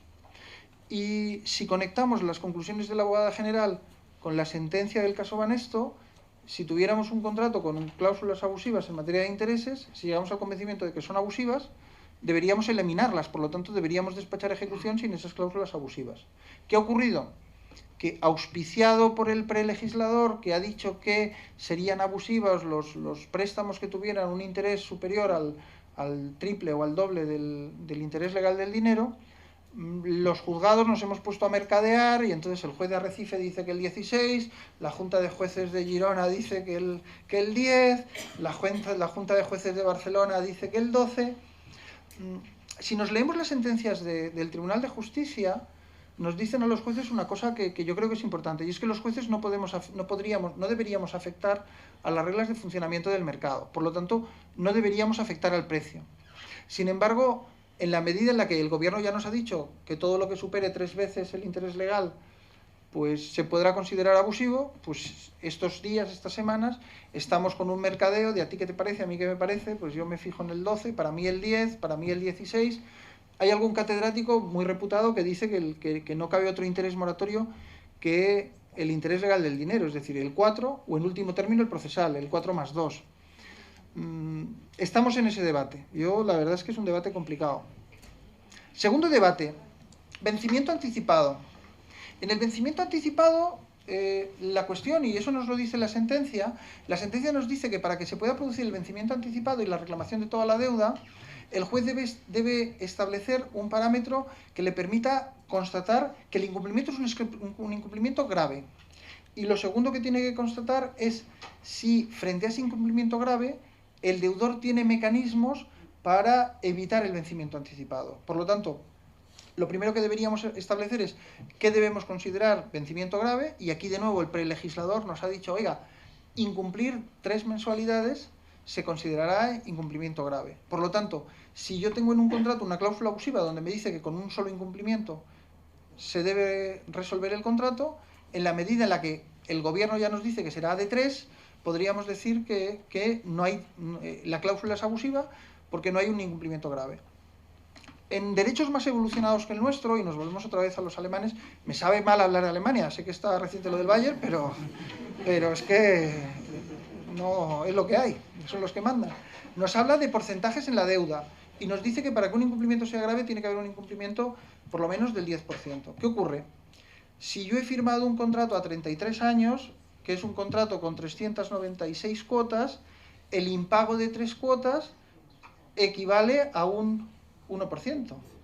Si yo estoy pagando durante los primeros años un principal de 119 euros y he dejado de pagar 3 cuotas y he pagado 400 y pico euros y el banco me ha prestado 397.000 euros, resulta que mi incumplimiento es de un 0,32%. Si además el banco sabía que yo no tenía otros ingresos que mi salario, 1.130 euros, y que no tenía otro patrimonio que mi piso que ya ha perdido, por lo tanto el banco debía prever o debía conocer la situación real de incumplimiento que se podía producir, incluso aunque el deudor siguiera trabajando. Por lo tanto, si aceptamos los parámetros de la sentencia, resultará que esos incumplimientos, que son unos incumplimientos reales, no serían tan graves. Y por lo menos no serían tan graves como para habilitar al acreedor para poder irse a un procedimiento ejecutivo en el que pudiera ejecutar al deudor sin posibilidad de respuesta. O sea que la gravedad del proceso ejecutivo no estaría tanto vinculada al vencimiento anticipado, sino al hecho de que ese vencimiento anticipado le habilitara un proceso de ejecución sumario y extremadamente severo. Respecto de las cláusulas de liquidación, yo me he hecho amiguete de un economista y me ha asegurado que en el 99% de las certificaciones se equivocan, y que se equivocan siempre para el mismo lado. Entonces, ¿qué ocurre? Hagamos un ejercicio. En vez de leer lo de Gray, leámonos la escritura hipotecaria. Conciliaremos antes el sueño. En la mayoría de los casos, el interés moratorio se aplica solo al capital. En la mayoría de las liquidaciones que se han hecho hasta el año 2011, el interés moratorio se aplica a capital más al interés remuneratorio. Eso, en los vencimientos 2, 3, 4, 5 meses, es una cantidad muy pequeña, y sin embargo, si la proyectamos a toda la vida del contrato, nos puede llevar a que el señor va a estar pagando un interés de 20.000 euros al año. Luego, en cuanto a los cálculos, yo he hecho el ejercicio con un economista y con un ordenador. No acierta ni una. Las liquidaciones están mal computadas, o en días o en porcentajes. Y muchas veces ese error se arrastra. Estamos hablando de cantidades muy pequeñas, pero si la proyectamos a un préstamo a 30 o 40 años, nos dan exponenciales. O sea, un error de 12 euros en la liquidación del interés moratorio de un mes, si lo multiplicamos por 380 y tantos meses, nos daría unas cantidades astronómicas de incremento de deuda. ¿Qué pauta deberíamos seguir para saber si hay cláusulas abusivas? Pues sin necesidad de aplicar la norma con carácter retroactivo, las indicaciones que nos está dando el gobierno en sus procesos legislativos ya nos están diciendo: es abusivo un interés superior al doble del interés legal. Es abusivo unos gastos de abogado superiores al 5%. Es abusivo que a una familia vulnerable se la pueda ejecutar en el plazo de 3 meses. ¿Por qué? Pues porque el Real Decreto de Buenas Prácticas le da una moratoria de 2 años. Por lo tanto, utilizando los mismos ingredientes del cóctel, podemos establecer cuáles son las pautas legales del futuro legislador en orden a considerar cláusulas abusivas. Termino con una referencia que yo creo que es importante. La sentencia de Luxemburgo, la sentencia de 14 de marzo, no es un punto de llegada. O sea, la sentencia del Tribunal de Justicia no resuelve la mayoría de los problemas que tenemos. Y sobre todo no resuelve el problema de raíz. Y es que la gente no paga, no porque no quiera, sino porque no puede. La sentencia de Luxemburgo es un punto de partida. Y es un punto de partida que habilita un campo de tutela de los consumidores radicalmente distinto del que estábamos acostumbrados hasta ahora. Yo no sé si es mejor o peor. Yo creo, cuando hablamos con las entidades financieras, y además no todas las entidades financieras están actuando de la misma manera, y hay muchas entidades financieras que desde hace muchos meses están actuando con criterios de prudencia y están habilitando mecanismos de protección, el factor que denuncian es el factor inseguridad. Hay inseguridad en el tráfico económico. A un amiguete mío, el 14 de marzo, cuando fue a firmar la hipoteca, le dijeron: es usted el último ciudadano de este país que firma una hipoteca para comprar una vivienda. Y mi amigo le dijo 2 cosas. Una: usted me da la vivienda, me da el préstamo porque no lo necesito. Es un ejecutivo de una multinacional muy grande y no necesita el dinero, le viene bien, pero no lo necesita. Y segundo, soy el padrino del señor que ha planteado la cuestión prejudicial. Lo dijo después de firmar.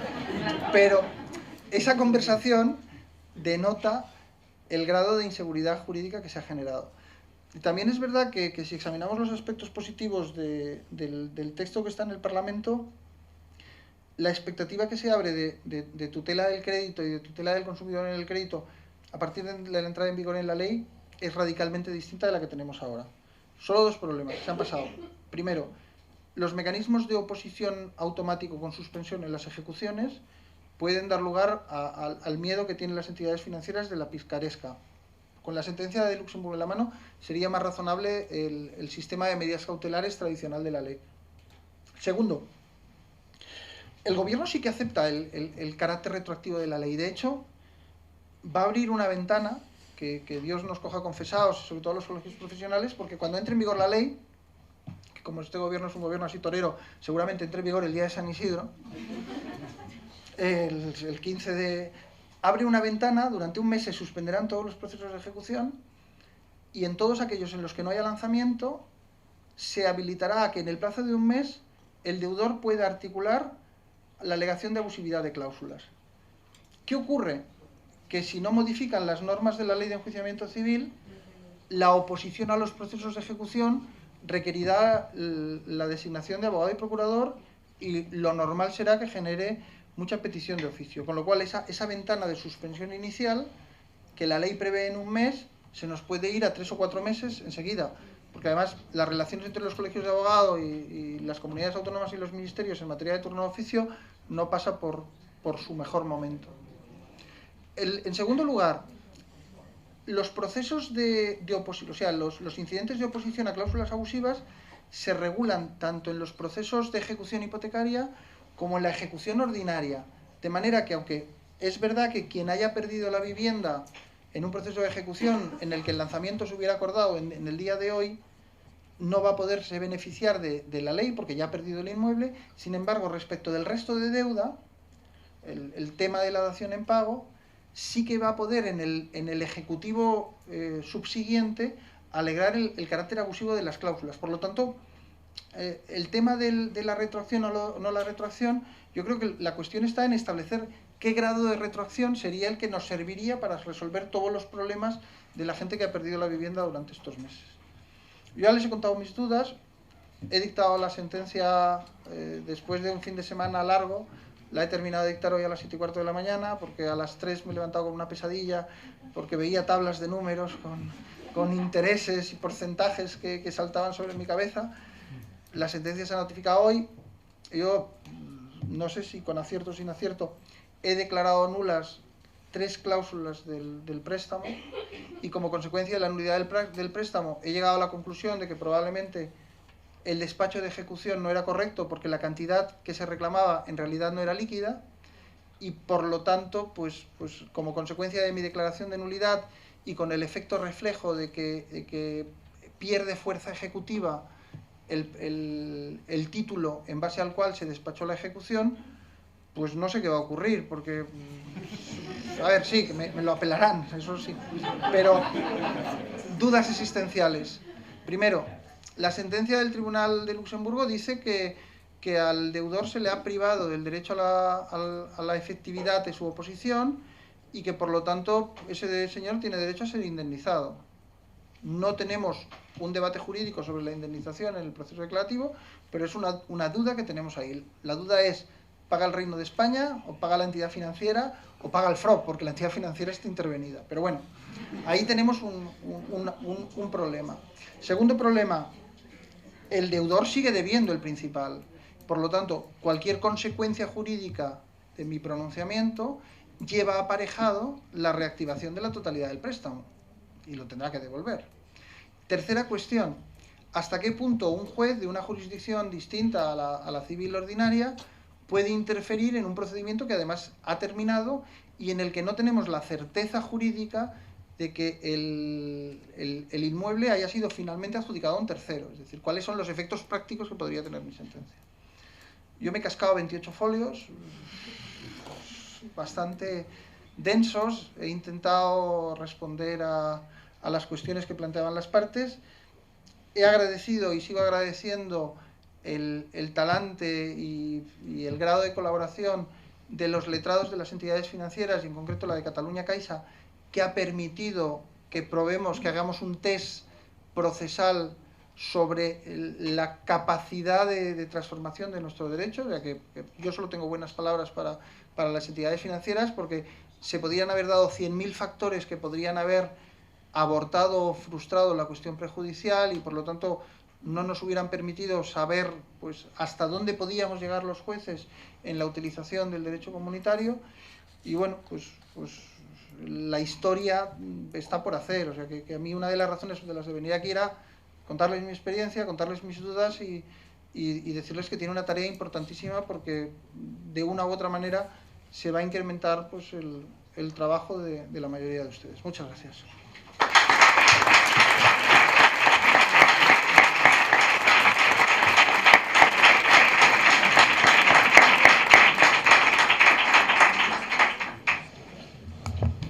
Moltes gràcies, magistrat.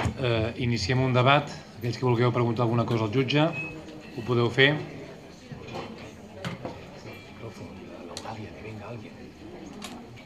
Sí? Digues, digues. Espera que et passem un micròfon ara.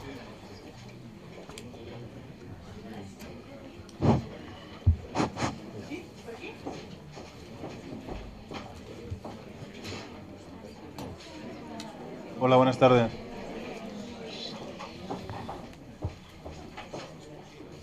Espera. Hola, buenas tardes. En relación a lo que ha comentado con anterioridad, el hecho de que la mayoría de las personas no pueden pagar la hipoteca no porque no quieran, sino porque simplemente no pueden, literalmente es así. Y en referencia al comentario también sobre la posible reforma de una ley concursal que no permite el pago de la persona física sin que se le aplique el artículo 1911 del Código Civil, ¿qué ve más factible, en su opinión? ¿Una reforma de esta ley concursal y adaptarla a una especie de fresh start, como en el sistema americano? ¿O sería más fácil o más sencillo modificar el sistema de responsabilidad contractual para que hubiera un control jurisdiccional de la posible culpa o negligencia del deudor? Es decir, si se han sobreendeudado, ¿hasta qué punto es por su propia culpa o negligencia? Y si fuera posible separar ese tipo de deudas de lo que sería el régimen común. A ver, yo creo que la situación ahora mismo es tan compleja que una sola medida no solucionaría el problema. Y que sí que es verdad que se debería hacer una valoración sobre el consumo responsable, tanto por parte del deudor que se sobreendeuda como por parte del acreedor. Yo, mi preocupación, mi feeling es que tarde o temprano va a haber una norma en materia de sobreendeudamiento y que es en el contexto de un procedimiento de insolvencia, un proceso universal, que yo no sé si tiene que ser competencia de los jueces de instancia, de los jueces mercantiles, si tiene que haber una mediación previa de carácter administrativo o notarial, pero yo creo que la solución va a ir por allí y que en cada caso se tiene que hacer una evaluación y dar una solución distinta. Una solución que en unos casos va a ser planes de pago con el pago de la totalidad, en otros casos va a ser la pérdida de determinados bienes adquiridos irresponsablemente por el deudor, y en algunos casos tendrá que ser el fresh start, es decir, la capacidad del Estado de perdonar un porcentaje de las deudas. El profesor este de Harvard, que tuve la oportunidad de conocer yo la semana pasada, porque con esto conozco a gente muy rara y me invitan a sitios muy raros, este profesor de Harvard decía que una de las ventajas que tenía el sistema americano o el sistema alemán de First Start es que como todo el mundo sabía que existía, todo el mundo adoptaba los remedios para no tener que aplicarlo, o sea que la aplicación práctica era muy pequeña. Por la evolución cultural que ha habido de cultura jurídica de España, en los últimos 5 años ha habido una transformación brutal, o sea que cosas que hace poco eran cosas iniciáticas, que solo utilizábamos Fresh Start, segunda oportunidad, el derecho a ser felices, ahora están en el patrimonio de todos los juristas y de los medios de comunicación. Por lo tanto, es previsible que de una u otra manera se introduzcan algunas fórmulas que faciliten eso. De hecho, dicen las malas lenguas que en la ley de emprendedores se establecen mecanismos de exoneración de responsabilidad para los emprendedores que son muchísimo más ambiciosos de lo que nosotros barajábamos en la Comisión de Codificación. Si los gobiernos aquí no son capaces de hacerlo, va a venir de Europa. Tardará un poquito más, pero va a venir de Europa. De hecho, yo creo que ahora mismo en la Unión Europea solo hay 3 países que no tienen Fresh Start. Uno es Bulgaria. Hace tiempo que no juega Stoico ni ningún búlgaro en la Liga Española y es un país poco glamuroso. El otro era Grecia hasta hace poco y el tercero es España. O sea que en eso estamos en el furgón de cola. Pero yo creo que va a ir por allí. No sé cuánto tiempo tardará, pero sí que irá, la solución global irá por allí. Una pregunta més? Hola, bona tarda. Jo sóc abogat i, a més, membre de la plataforma d'afectats per la hipoteca. No perquè sigui afectat per la hipoteca, però sí perquè els hi dono suport. Afortunadament no vaig tenir la necessitat d'una hipoteca, no per tampoc molt patrimoni, però sí que per qüestions personals. Però afortunadament sí que veig el drama social que comporta i des de la plataforma el que sí que m'han dit és que li transmetés l'agraïment per la seva tasca jurídica i animar ja que hi ha tants companys avui aquí reunits, això, pensar que no sabem res de res, hi ha moltes qüestions que podia plantejar-li perquè evidentment no ens les acabaríem, però sí que una qüestió que sí que m'agradaria saber, si aquest decret, segons la seva opinió, recull, el decret que prepara el PP, recull allò que les expectatives de la sentència del Tribunal de Justícia Europea demanava a l'Estat després de 18 anys de no aplicació de lo que era la directiva en favor i en defensa dels consumidors com a subjectes de dret vulnerables. És a dir, vostè pensa, per lo que s'ha comunicat, per lo que a través de premsa s'ha posat de relleu, que aquest decret complirà les expectatives o pensa que encara queda molta feina legislativa per fer?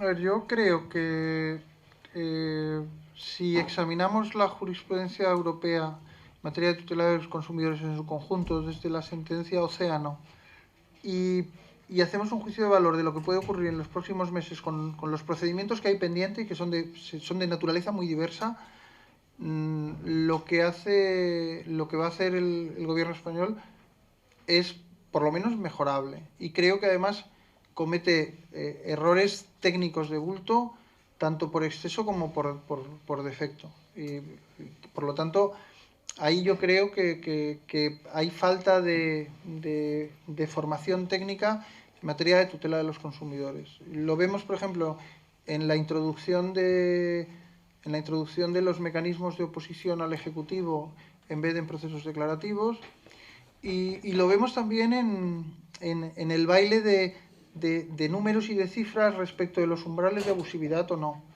que yo creo que no son acertados. Entonces yo siempre, yo siempre cuento, yo tengo una hija de 20 años, muy buena estudiante y no sirve, pero que es la historia de, tienes un hijo que lleva 10 años suspendiendo una asignatura, el día que la prueba le das un homenaje y dices, eres un campeón, pero claro, los 10 años que lleva de retraso hace que también, pues si aprueba por los pelos. Entonces, va a haber dos pruebas muy claras. La primera es qué respuesta va a dar el Tribunal de Justicia de Luxemburgo a la cuestión prejudicial que ha planteado el juez de Valencia, que es una cuestión prejudicial muchísimo más trabajada que la mía. Y segundo es si los jueces nos vamos a sentir vinculados o no por la norma.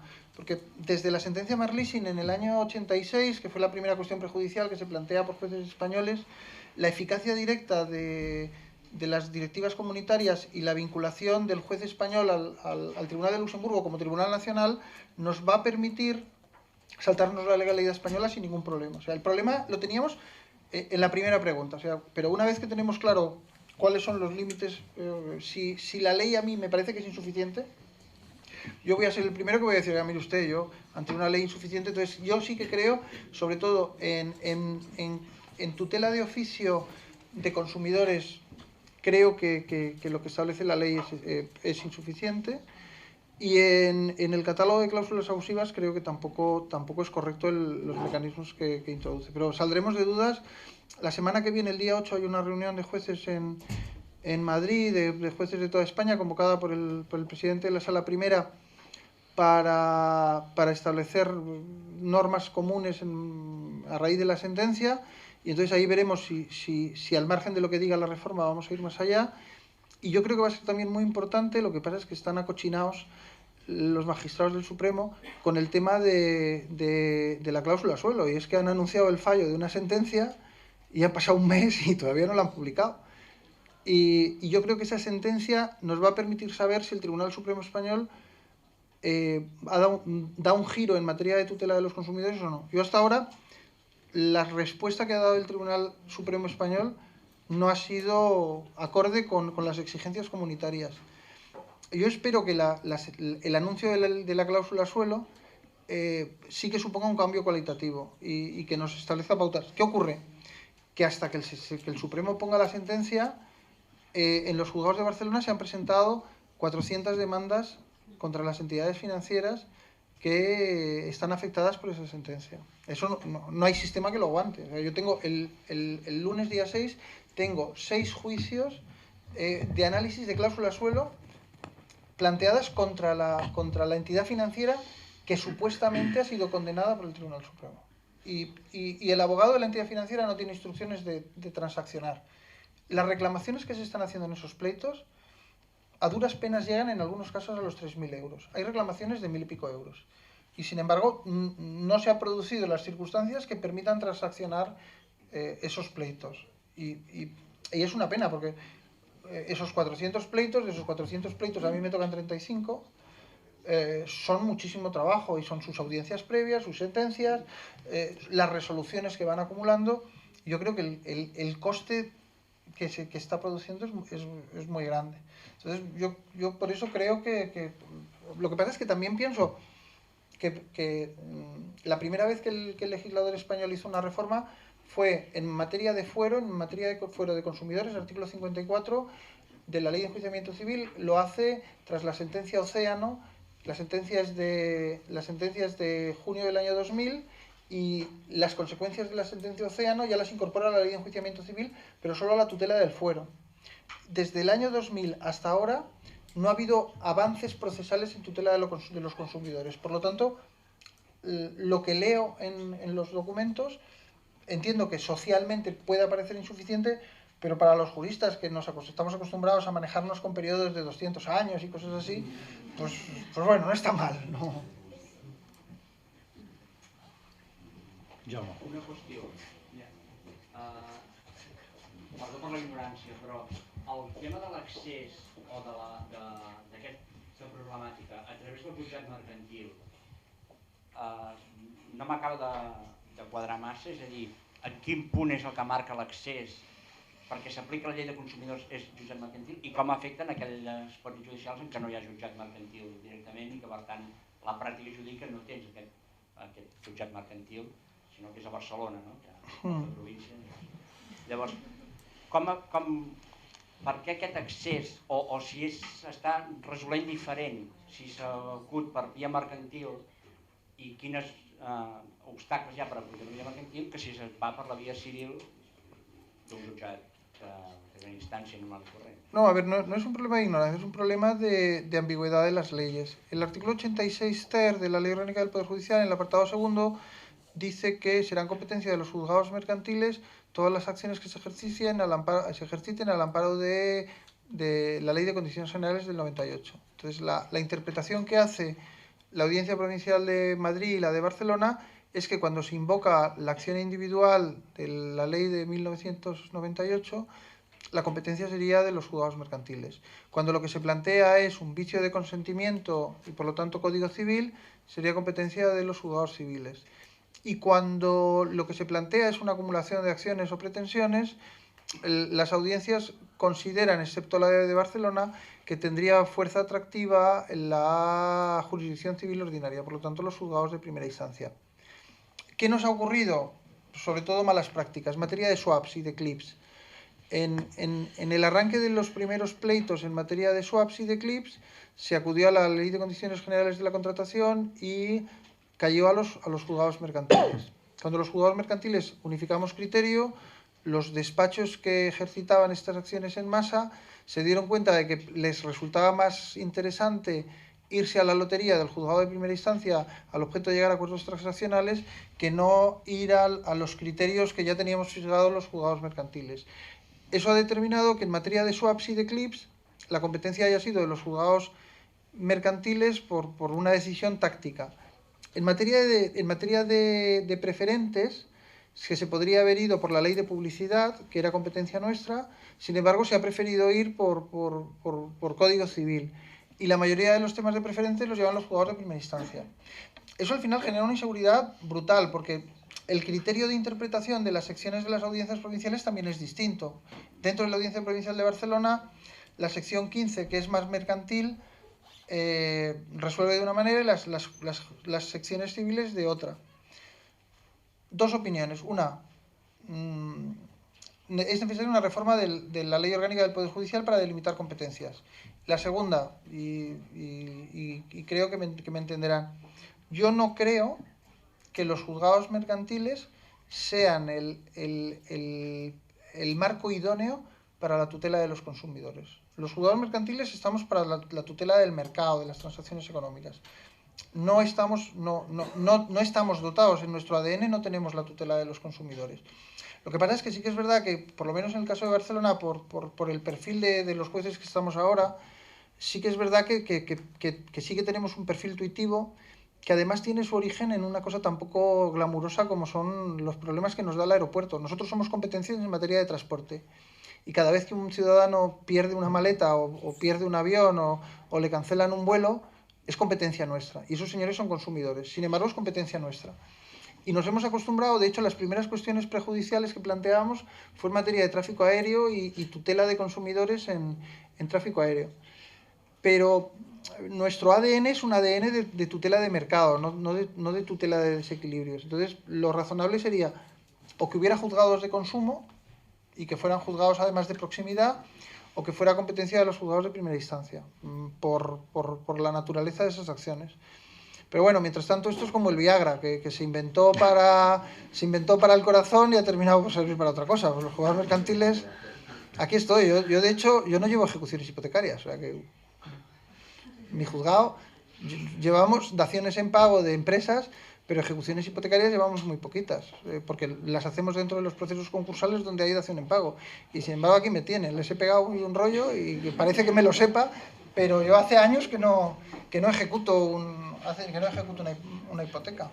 O sea que, a efectos prácticos, si nosotros queremos plantear lo que se ha cuestionado hoy sobre las cláusulas abusivas, sobre la paralización del proceso, hasta que no llegue la ley que lo articule a través del mismo proceso de ejecución hipotecaria, la opción es acudir al mercantil, solicitar la cláusula abusiva y solicitar, donde está la ejecución, que lo paralice porque me he ido al mercantil. Sí, de todas maneras, cuando entre en vigor la reforma, que será dentro de 15 días, tendrán que anunciar la oposición en el proceso de ejecución hipotecaria. O sea que tenemos que habilitar un régimen transitorio hasta que entre en vigor la ley. Ahora lo que hay que hacer es presentar un proceso declarativo, pedir medidas cautelares y entonces tiene efecto suspensivo automático.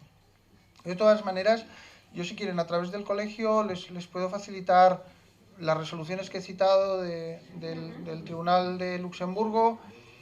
Yo estoy a punto de publicar, he publicado algún trabajillo de análisis de la sentencia y luego hay un trabajo yo creo que muy interesante y bastante sosegado de Rafael Sarazá, que es el último magistrado que se incorpora al Tribunal Supremo, o el penúltimo, que es un magistrado de Sevilla, que en octubre del año pasado hizo en un seminario hecho para jueces en Madrid, pues hizo una especie de análisis de la tutela de los consumidores antes de la revolución esta del señor Acid, y ahí es un trabajo de 52 páginas y está muy bien. Además ya no se publican los libros del Consejo, yo se los facilito encantado, porque hace un análisis sosegado de cuándo es competencia de unos, cuándo es competencia de otros, en todo lo que es tutela de los consumidores. La verdad está muy bien.